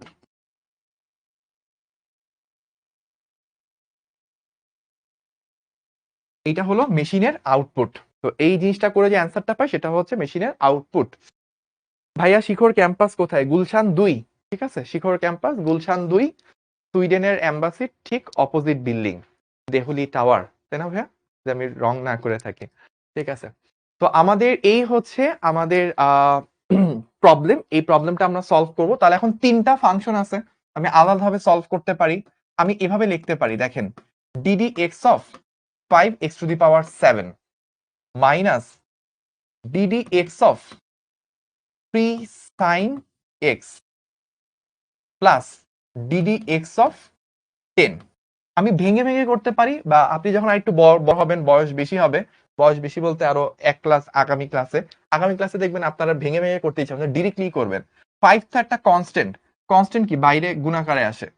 x two the power 7 কে করলে ফার্স্টে কি পাওয়ারটা সামনে আসবে, x এর পাওয়ার 1 কমবে, 7 থেকে 1 কমে 6, মাইনাস 3 তো একটা কনস্ট্যান্ট, সে বাইরে আসবে, সাইন কে ডিফারেন্সিয়েট করলে কি আসবে, কজ আসবে। আর 10 কি একটা কনস্ট্যান্ট, কনস্ট্যান্ট কে ডিফারেন্সিয়েশন করলে কি 0 আসে। তাহলে 35 5 7 35 x two the power 6 minus 3 cos x, এই হচ্ছে আমাদের অ্যান্সার। তো এইটুকু পর্যন্ত আমরা করে ফেললাম। কে কে এইটুকু ধরতে পারছেন ভাইয়াকে একটু কষ্ট করে কমেন্ট করে জানায়েন, ঠিক আছে। 35 x two the power 6 minus 3 cos x, এই তো অনেকে করে ফেলছে। আমাকে একটু ইয়েস লিখে জানান তো ভাইয়ারা, ধরতে পারছেন কিনা, ধরা গেছে কিনা এইটুকু। ক্লিয়ার ক্লিয়ার, ইয়েস ক্লিয়ার, অনেকগুলো চলে আসে, থ্যাংক ইউ থ্যাংক ইউ। আমি কোশ্চেন করার আসলে 20 সেকেন্ড পর আপনাদের অ্যান্সার গুলো আমি পাই, যেটা একটা 20 সেকেন্ডের ল্যাগ থাকে। তো অনেকে ক্লিয়ার বলছে, সবগুলো ক্লিয়ার পাইছি, এটা বেশ ভালো লাগতেছে দেখতে। এবার একটা আনক্লিয়ার নাই, সবগুলো ক্লিয়ার, ভেরি গুড। তাহলে আমাদের ডিফারেন্সিয়েশন কিন্তু অনেকটুকু হয়ে গেল। এবার ডিফারেন্সিয়েশনের আরেকটা রুল আপনাদেরকে শিখাই, 4 নাম্বার রুল, ঠিক আছে। এটা হচ্ছে, আমি কিন্তু এক একটা অঙ্ক করাচ্ছি, অঙ্ক ঠিক আছে, বাট এই অঙ্কগুলো কিন্তু এক একটা রুলও আমি আপনাদেরকে অঙ্কের মাধ্যমে শিখাই দিচ্ছি। এবারের বিষয়টা কিরকম দেখেন, ddx of, আমি বললাম sin x into E to the power x, এই দুইটা জিনিসের গুণফল, sin x into E to the power x. যখন আপনি দুইটা জিনিস, একজন বলছে আগের অঙ্কে 0 কেন হইলো, কোন একটা কনস্ট্যান্ট কে ডিফারেন্সিয়েশন করলে 0 হয়, 10 এর মান তো কখনো চেঞ্জ হয় না, x যতই চেঞ্জ হোক না কেন 10 এর মান 10ই থাকে, তাই ওইটা ডিফারেন্সিয়েশনটা শূন্য আসছে। এবার আমরা এই প্রবলেমটা সলভ করব। একটু পানি। তো আমাদের এইবারের প্রবলেম, এটা আমরা কিভাবে করব, ভাই আগে একটু ফর্মুলাটা লিখি, তারপর আপনাদেরকে সলিউশনটা সম্পর্কে একটু ডিটেলসে বলবো। প্রবলেমটা হচ্ছে, দেখেন যখন দুইটা জিনিস গুণাকারে থাকবে, আমরা করব কি, প্রথমটাকে ডিফারেন্সিয়েশন করব, sin x এটাকে ডিফারেন্সিয়েশন করব, আর e to the power x এটাকে বাইরে ফেলে রাখবো। এবার আমি করব কি, sin x কে বাইরে ফেলে রাখবো, যা আছে পড়ে থাকুক, e to the power x কে ডিফারেন্সিয়েশন করব। তাহলে আমাদের সিস্টেম কি, ফার্স্টে প্রথমটারে ডিফারেন্সিয়েশন করা, অপরটা জাস্ট গুণাকারে পড়ে থাকবে, তারপর প্রথমটা পড়ে থাকবে, অপরটা ডিফারেন্সিয়েশন করব। এইভাবে হচ্ছে দুইটা জিনিস যখন গুণাকারে থাকবে তখন এই পদ্ধতিতে এটা সলভ করতে হয়। তাহলে sin x কে ডিফারেন্সিয়েশন করলে কি আসবে, cos x into e to the power x plus, এবার sin x পড়ে আছে, আর e to the power x কে ডিফারেন্সিয়েশন করলে কি হয়, ই টু দি পাওয়ার x হয়। তাহলে আমাদের অ্যান্সারটা কি, ই টু দি পাওয়ার x যদি কমন নিই, তাহলে cos x plus sine x, এই হচ্ছে আমাদের আলটিমেটলি অ্যান্সার, ঠিক আছে। প্রবলেমটা যদি সুন্দর লেগে থাকে আপনি কিন্তু একটা স্ক্রিনশট নিয়ে রাখতে পারেন, কারণ এনাম ভাই, তারপর হচ্ছে নাইম ভাই, ওনাদের দিন শেষ, এখন দেখছেন শুভ ভাই ম্যাথ সব করাই ফেলতেছে। তো আপনারা কমেন্ট করে জানাইতে পারেন যে ওনার এনাম ভাইদের ম্যাথ, তারপর নাইম ভাইদের ম্যাথ, ইকবাল ভাইদের ম্যাথ শুভ ভাই করাই দিচ্ছে সব, ক্লিয়ার, এই তো গুড। তো আমরা একটা সাথে রুলটাও শিখে রাখি, যেখানে রুলটা কি, রুলটা হচ্ছে যদি দুইটা ফাংশন গুণ আকারে থাকে, রুল বা নিয়ম, ddx of f1x into f2x দুইটা যদি গুণাকারে থাকে, তখন আমরা কি করব, ফার্স্টে হচ্ছে প্রথমটাকে ডিফারেন্সিয়েশন করব, আর দ্বিতীয়টা অপরটা পড়ে থাকবে, প্লাস এবার হচ্ছে প্রথমটা পড়ে থাকবে, দ্বিতীয়টারে ডিফারেন্সিয়েশন করব। এই হচ্ছে আমাদের রুল, ঠিক আছে। আচ্ছা, তাহলে আমরা এইটাও করে ফেললাম। এবার আমরা আরেকটা প্রবলেম করব, ভাইয়া 45-এ শেষ করব। এবার আমরা আরেকটা প্রবলেম করি, এটা হচ্ছে আমাদের 5 নাম্বার প্রবলেম। 5 নাম্বার প্রবলেমটা আরেকটা রুল আপনারা জানবেন এর মাধ্যমে। ধরেন আমি যদি কখনো এরকম বলি, ddx of, ধরেন আমি বললাম sin x না দিয়ে sin 4x, এই জিনিসটাকে ডিফারেন্সিয়েশন করতে বললাম। ঠিক আছে? ভাইয়া গুণ থাকলে কি মাঝে সবসময় যোগ হয়? অ্যান্সার হচ্ছে হ্যাঁ। যে আগে যে ফর্মুলাটা, দুটা জিনিস যখন গুণ হয় তখন এই মাঝখানে যোগটা বাই ডিফল্ট অলওয়েজ যোগ হবে, কখনোই গুণ বিয়োগ ভাগ অন্য কিছু হবে না, এটা সূত্রের প্লাস। এবার ধরেন ddx of sign of 4x, যদি সাইন অফ এক্স থাকতো তাহলে তো কোনো প্রবলেম হইতো না। সাইন এক্স থাকলে কি হইতো, মানে আমি একটু পাশাপাশি দেখাই তাহলে ভালো বুঝতে পারবেন ব্যাপারটা। ধরেন আপনাকে যদি বলতো যে ভাই DD x of sine x, তাহলে কি কোনো কনফিউশন থাকতো? কোনো কনফিউশন থাকতো না, অ্যান্সারটা কি আসতো? কজ এক্স আসতো। কিন্তু এখন বলছে কি সাইন 4x, এখন আপনি ফার্স্টে করবেন কি, এটারে ডিফারেন্সিয়েট করে কি আসে, সাইনকে ডিফারেন্সিয়েশন করলে কজ আসে। তো কজ অফ 4x আপনি লিখলেন, কিন্তু ভিতরে তো এক্স ছিল না, মানে এইখানে যেই জিনিসটা আছে এখানে তো ওই জিনিসটা নাই, অন্য কিছু আছে, তাহলে ওইটাকে আরো একবার ডিফারেন্সিয়েশন করা লাগবে। তাহলে ডিফারেন্সিয়েশন করব, তাহলে কি আসে, কজ এক্স ইন্টু 4টা বাইরে আসবে, DD x of x, DD x of x এটার মান কত 1, তাহলে কজ এক্স ইন্টু 4 ইন্টু 1 বা আসতেছে হচ্ছে 4 কজ এক্স। এই হচ্ছে আমাদের অ্যান্সার। আমরা কিন্তু অ্যান্সারটা কত বের করে ফেললাম। তখন আমরা কি কি মাথায় রাখবো, যে এক্স এর পরিবর্তে আমরা এই জায়গাটা একটু খেয়াল রাখবো, এইখানে যেই জিনিস এখানে কিন্তু সেই জিনিস না। তাহলে আমরা এই জায়গাটায় মাথায় রাখবো এক্স এর পরিবর্তে অন্য কোনো রাশি থাকলে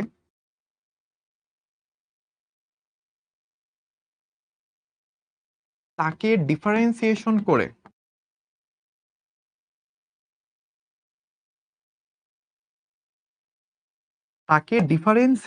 করে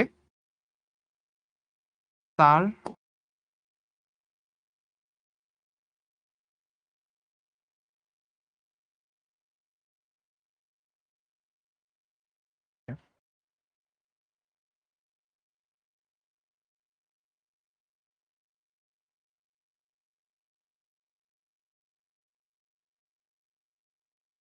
তাহলে আমরা যখন এইখানে এক্স এর জায়গায় অন্য কিছু থাকবে, এই এক্স এর জায়গায় যখন অন্য কিছু থাকবে তাহলে সেটাকে আলাদাভাবে ডিফারেন্সিয়েশন করতে হবে, ডিফারেন্সিয়েশনটাকে মেইন অ্যান্সারের সাথে গুণ করতে হবে।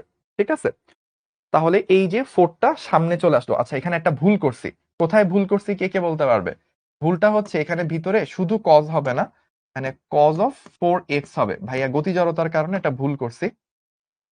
থ্যাংক ইউ যে এক দুজন আমাকে ধরায় দিছেন, আমি গতি জড়তার কারণে ভুল করে ফেলছিলাম, আপনারা আমাকে ধরায় দিছেন, গুড। তো এইভাবে হচ্ছে আমরা এই প্রবলেম গুলো সলভ করতে পারি। ঠিক আছে? তাহলে আমরা এইটুকু পর্যন্ত সলভ করলাম। এবার একটা রিয়েল লাইফ প্রবলেম সলভ করবো, একটা রিয়েল লাইফ প্রবলেম সলভ করব। আমরা এখন বাজে 6টা 20, আমরা 6টা 45-এ শেষ করবো ইনশাল্লাহ ক্লাসটা, চেষ্টা করবো আরো আগে শেষ করার। চলেন একটা রিয়েল লাইফ প্রবলেম সলভ করি। আপনাদের কি মনে আছে আপনারা হচ্ছে বেগ পড়তেন? বেগ সমান সমান কি ছিল? সরণ বাই সরণের পরিবর্তন বাই সময়ের পরিবর্তন, এরকম পড়তেন না? Del s by del t. অনেক সময় সরণের পরিবর্তনকে শুধু সরণ লিখতো। ঠিক আছে? ভাইয়া আবার গুণ দেন নাই, দেখি আবার বলে গুণ দিই নেই না, এই যে আমি তো দিছি cos 4x 4, এই তো আছে না, সবগুলো ঠিক আছে, এবার ঠিক আছে। ওকে, তাহলে আমরা এবার একটু সামনে যাই। v হচ্ছে del s by del t. ঠিক আছে? 6টা 30 বাজে। ও হ্যাঁ 6টা 30 বাজে অলরেডি। তো আমরা 10-15 মিনিট ইনশাল্লাহ ক্লাসটা এক্সটেন্ড করব। আমাদের বেগ হচ্ছে del s by del t, এটা তো আমরা পড়ছি, কিন্তু এটা হচ্ছে নট অ্যাকুরেট। মানে এতদিন পর্যন্ত আপনারা যা শিখে আসছেন 9-10-এ, এখন তার থেকে ভিন্ন কিছু শিখবেন। এখন আজকের ক্লাসে এসে আমি আপনাকে শিখাচ্ছি যে এই যে সূত্রটা পড়ছেন সেটা হচ্ছে ভুল শিখছেন, এটা 100% অ্যাকুরেট না।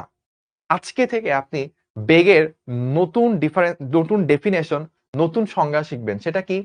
বেগ হচ্ছে ডিডিটি অফ এস, সময়ের সাথে সাথে সরণের পরিবর্তনের হার, সেটাই হচ্ছে বেগ। কেন? কারণ আপনি যখন del s by del t নেন তখন তো আপনি একটা বড় রেঞ্জে কাজ করেন। বড় রেঞ্জে যখন আপনি বের করেন সেটা হচ্ছে এভারেজ বেগ, এটা পুরাপুরি পারফেক্ট না একদম। ওই প্রত্যেকটা মুহূর্তে মুহূর্তে কত, সেটা হচ্ছে 4x আবার আলাদা হবে না ভাইয়া? আমাকে একজন কমেন্ট করছে, দেখি তো আমি। 4x আবার আলাদা, ফার্স্টে sin 4x কে করলে cos 4x হয়, 4x কে আলাদা ডিফারেন্সিয়েশন করছি, 4 বাইরে আসছে, x 1 হয়েছে, তাহলে 4 ইন্টু 1, 4 ইন্টু 1, তাহলে 4 বাইরে আসলো cos x। না ঠিক আছে, এটার মধ্যে কোনো ঝামেলা নাই, ঠিক আছে, লা রাইবা ফিহি, এটার মধ্যে কোনো সন্দেহ নাই, ঠিক আছে। তো নট অ্যাকুরেট, নট অ্যাকুরেট কেন? কারণ আসলে এখানে যে বেগটা বের হয় এটা একটা অ্যাভারেজ টাইপের বেগ বের হয়, একদম পারফেক্ট বেগ বের হয় না।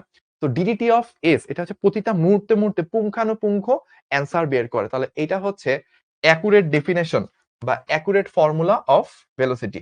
তো এটা আমি কি শিখলাম? এখন শিখলাম হচ্ছে অ্যাকিউরেট ফর্মুলা অফ ভেলোসিটি। এবার চলেন আমরা একটা ম্যাথ সলভ করি। আমাকে বলছে এস হচ্ছে 3t⁻7 প্লাস 20, ঠিক আছে। এখন কোশ্চেন কি? কোশ্চেন হচ্ছে t ইকুয়ালস টু 5 সেকেন্ড এ বেগ কত, এই হচ্ছে আমাদের প্রশ্ন। 5 সেকেন্ড সময়ে বেগ কত সেটা হচ্ছে আমাকে বের করতে বলছে, এই হচ্ছে আমার প্রবলেম। তাহলে চলেন আমরা প্রবলেমটা সলভ করি। কিভাবে সলভ করব? আমাদের ত্বরণ তো দেওয়া আছে তাই না? এখন বেগ আমরা কি জানি? বেগ জানি হচ্ছে আমরা ডিডিটি অফ এস, এটা আমরা জানি। এখন স্মরণের জায়গায় স্মরণের যে ফাংশনটা দেওয়া আছে এই ফাংশনটা আমরা ইউজ করব। কি আছে? 3t⁻7 plus 20। আচ্ছা, এখন যারা যারা অলরেডি ডিফারেন্সিয়েশন ওস্তাদ হয়ে গেছেন, ভাই আপনাদেরকে 5টা না কয়টা করাইলাম, 5টা প্রবলেম করায় 5 ধরনের রুল ডিফারেন্সিয়েশন শিখাই দিছি, তারা একটু ভাইয়াকে কমেন্ট করে জানান এইটাকে ডিফারেন্সিয়েশন করলে কত হয়। তো আমি 5 সেকেন্ড ওয়েট করব, আপনারা ইন দ্য মিন টাইম করে ফেলেন, করে আমাকে জানান ডিফারেন্সিয়েশন কত হয়। এরপর আমি লিখে দিচ্ছি 1 2 3 4 5। তো এটা করলে আসে 3 ইন্টু, দ্যাট মিনস 3 7 21। এই তো, দেখি কে কে লেখছে। অনেকে ফাংশনটা লেখছে, অনেকে হচ্ছে মান সহ বের করছে। তাহলে আলটিমেটলি আমরা পাইলাম কত? আমরা পাইলাম ভি হচ্ছে 21 ইন্টু t⁻6, এটা হচ্ছে আমরা পেয়ে গেছি। বাট আমাকে তো শুধু বেগ বের করতে বলে নাই, আমাকে বলছে কি কত? t ইকুয়ালস টু 5 সেকেন্ডে। তাহলে t এর ভ্যালু যখন 5, তখন বেগটা কত পাবো? 21 ইন্টু 5⁶। তাহলে আমরা এটার মানটা বের করি, কত আসে? 21 ইন্টু 5⁶, 21 5⁶, তাহলে আসে 32,000, সরি 3,28,125। আরেকবার একটু দেখি, 3,28,125, 3,28,125, এই হচ্ছে আমার বেগের মান, ঠিক আছে। তাহলে এইটুকু পর্যন্ত কে কে ধরতে পারছেন আমাকে একটু কমেন্ট করে জানান। আর এই প্রবলেমটা যারা ধরতে পারছেন তাদেরকে বলবো একটা ছোট্ট করে স্ক্রিনশট নিয়ে নেন। যদি ডিফারেন্সিয়েশনের প্রবলেম সলভিং, বেগ বের করা, ত্বরণ বের করা, এই ব্যাপারগুলো যদি আপনার ক্লিয়ার হয়ে থাকে, একটা ছোট্ট করে স্ক্রিনশট নিয়ে নেবেন, ভাইয়াদেরকে পোস্ট করে শিখবো জানাবেন আপনাদের ক্যালকুলাস সহজ লাগে নাকি কঠিন লাগে, নাকি সহজ কঠিন কোনোটাই না, ইন্টারেস্টিং আকর্ষণীয় লাগে। ওকে, ওকে। তো যদিও অনেকে পেরে গেছেন, অনেকে অ্যান্সার লিখে বলছেন, তাও ভাইয়া একটু এক্সপ্লেন করি কিভাবে জিনিসটা ঘটলো। ফার্স্টে ডিফারেন্সের মধ্যে একটা কনস্ট্যান্ট থাকলো, ওটা বাইরে চলে আসে, তো 3 কনস্ট্যান্ট বাইরে চলে আসলো। এবার t⁻7, একটা জিনিস খেয়াল করেন, সবসময় যে d d x of something x হবে তা না, ডিডি টি অফ সামথিং। যদি নিচে টি থাকে তাহলে এখানে টি এর একটা ফাংশন হইতে হবে, যদি নিচে এম থাকে এম এর একটা ফাংশন হইতে হবে। এখন নিচে টি আছে তাহলে টি এর ফাংশন। ফার্স্টে টি কনস্ট্যান্ট বাইরে আসলো, t⁻7 মানে ওই যে x⁻n, ওইভাবে চিন্তা করেন, পাওয়ার সামনে বসে, এই যে এফ পাওয়ারটা 7 ছিল, পাওয়ার সামনে বসছে, x⁻n-1 হয়, তাহলে কি t⁻7-1, দ্যাট মিনস t⁻6 আসছে। আর 20টা একটা কনস্ট্যান্ট, ডিফারেন্সিয়েশন করলে কত আসে? গোল্লা, এটা বসছে, গোল্লাটা বাদ, তাহলে 3 7 21 t⁻6। এখন জাস্ট টি কত বলছে? 5 সেকেন্ড, সো টি এর জায়গায় 5 বসাইছি, 21 ইন্টু 5⁶, এইটুকু হচ্ছে আমার অ্যান্সার। এটা আমরা বের করে ফেললাম। আচ্ছা, এবার ভাইয়া আরেকটা প্রবলেম করব।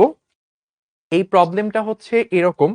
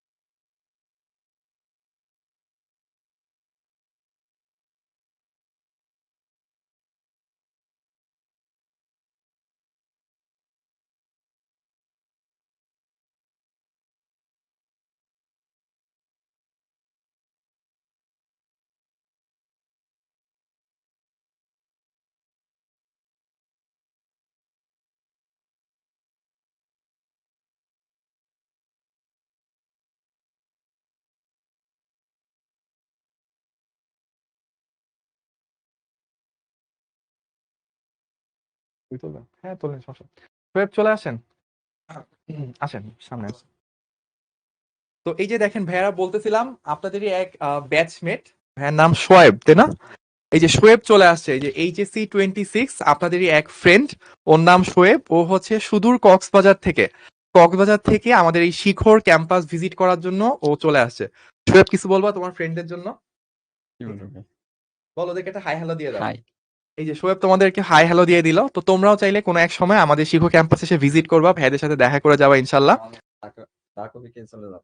এই যে শোয়েব বলছে হচ্ছে ওর মতো করে চা কফি খাওয়া। তো আপনারা অনেক সময় হচ্ছে কমেন্ট করেন যে ভাই আমাদের গিফট কই, আমাদের হচ্ছে যে টিপ কই, বা আমাদের হচ্ছে যে ভাইয়া আমাদেরকে খাওয়া দাওয়া দেন, আমাদেরকে চকলেট দেন, এই সেই। তো এই যে ভাইয়াদের কিন্তু চা কফির অফার অলওয়েজ থাকে। হ্যাঁ, ওই যে আমাদের সাথে একটা সেলফি তুলতে যাচ্ছে, তো সেলফি আমরা একটা নিয়ে নিই। ওকে, থ্যাংক ইউ। ঠিক আছে ভাইয়া, আল্লাহ হাফেজ।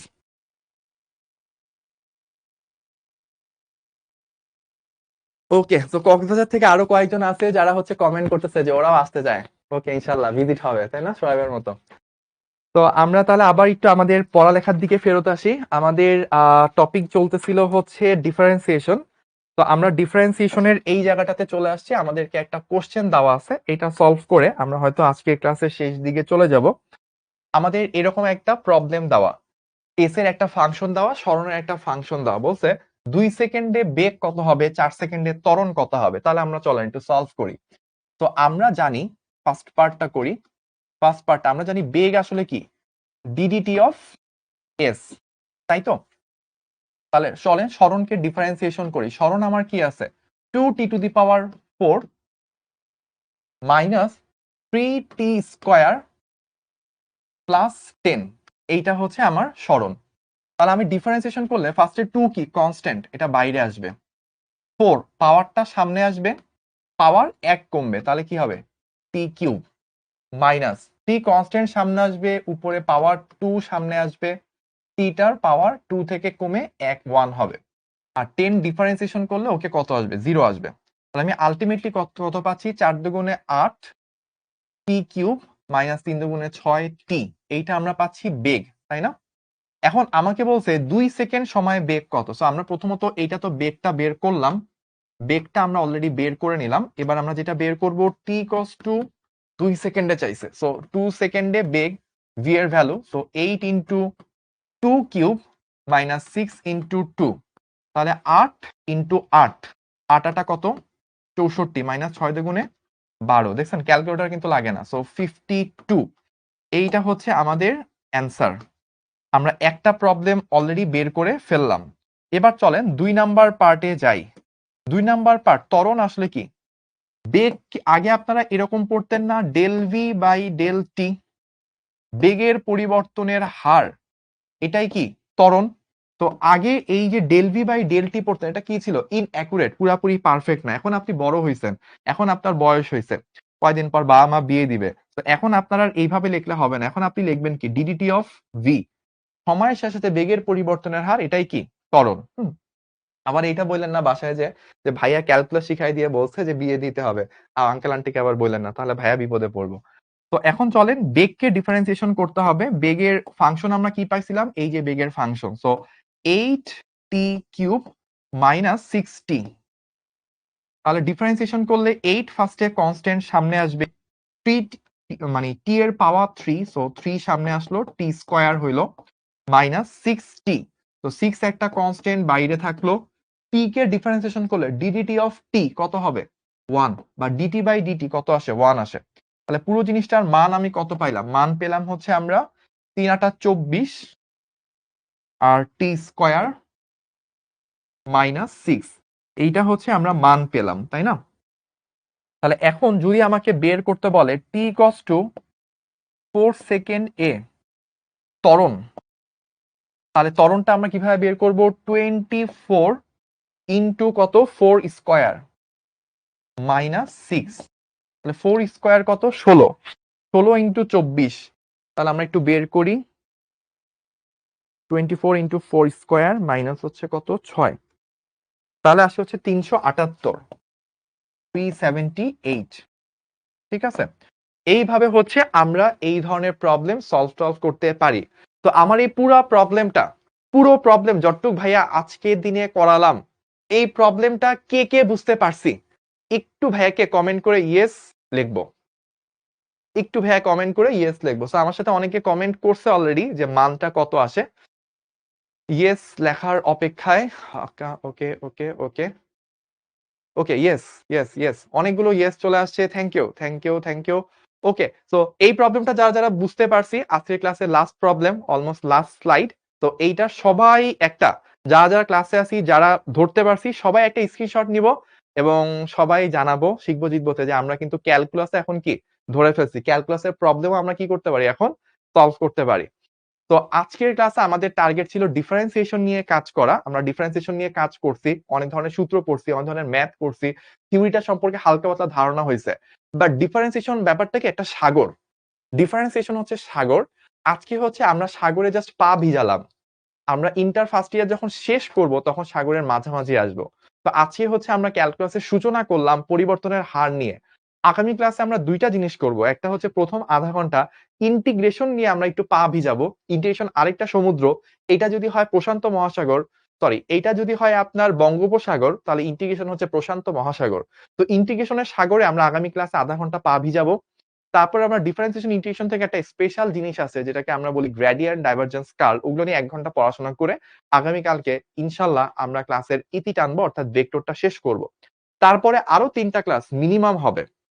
সেই 3টা ক্লাসের মধ্যে একদিন আমরা শুধু এমসিকিউ সলভ করব, আর দিন আমরা শুধু সিকিউ সলভ করব, আর দিন আমরা শুধু অ্যাডভান্স ভালো ভালো প্রবলেম সলভ করব।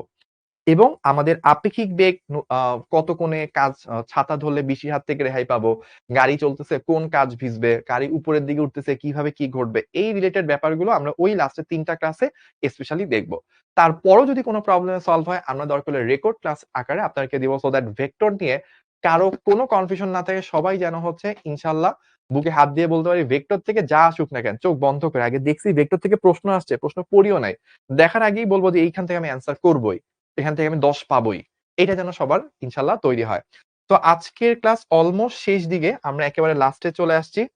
তো আমার সেই মেথডটা, এই মেথডের ব্যাপারে সবসময় বলি চেষ্টা করুন ফলো করার। লাস্টে আপনাদেরকে এতক্ষণ ধরে কানেক্ট থাকার জন্য ধন্যবাদ জানাই ভাইয়া, বিদায় নিচ্ছি। আল্লাহ হাফেজ, আসসালামু আলাইকুম।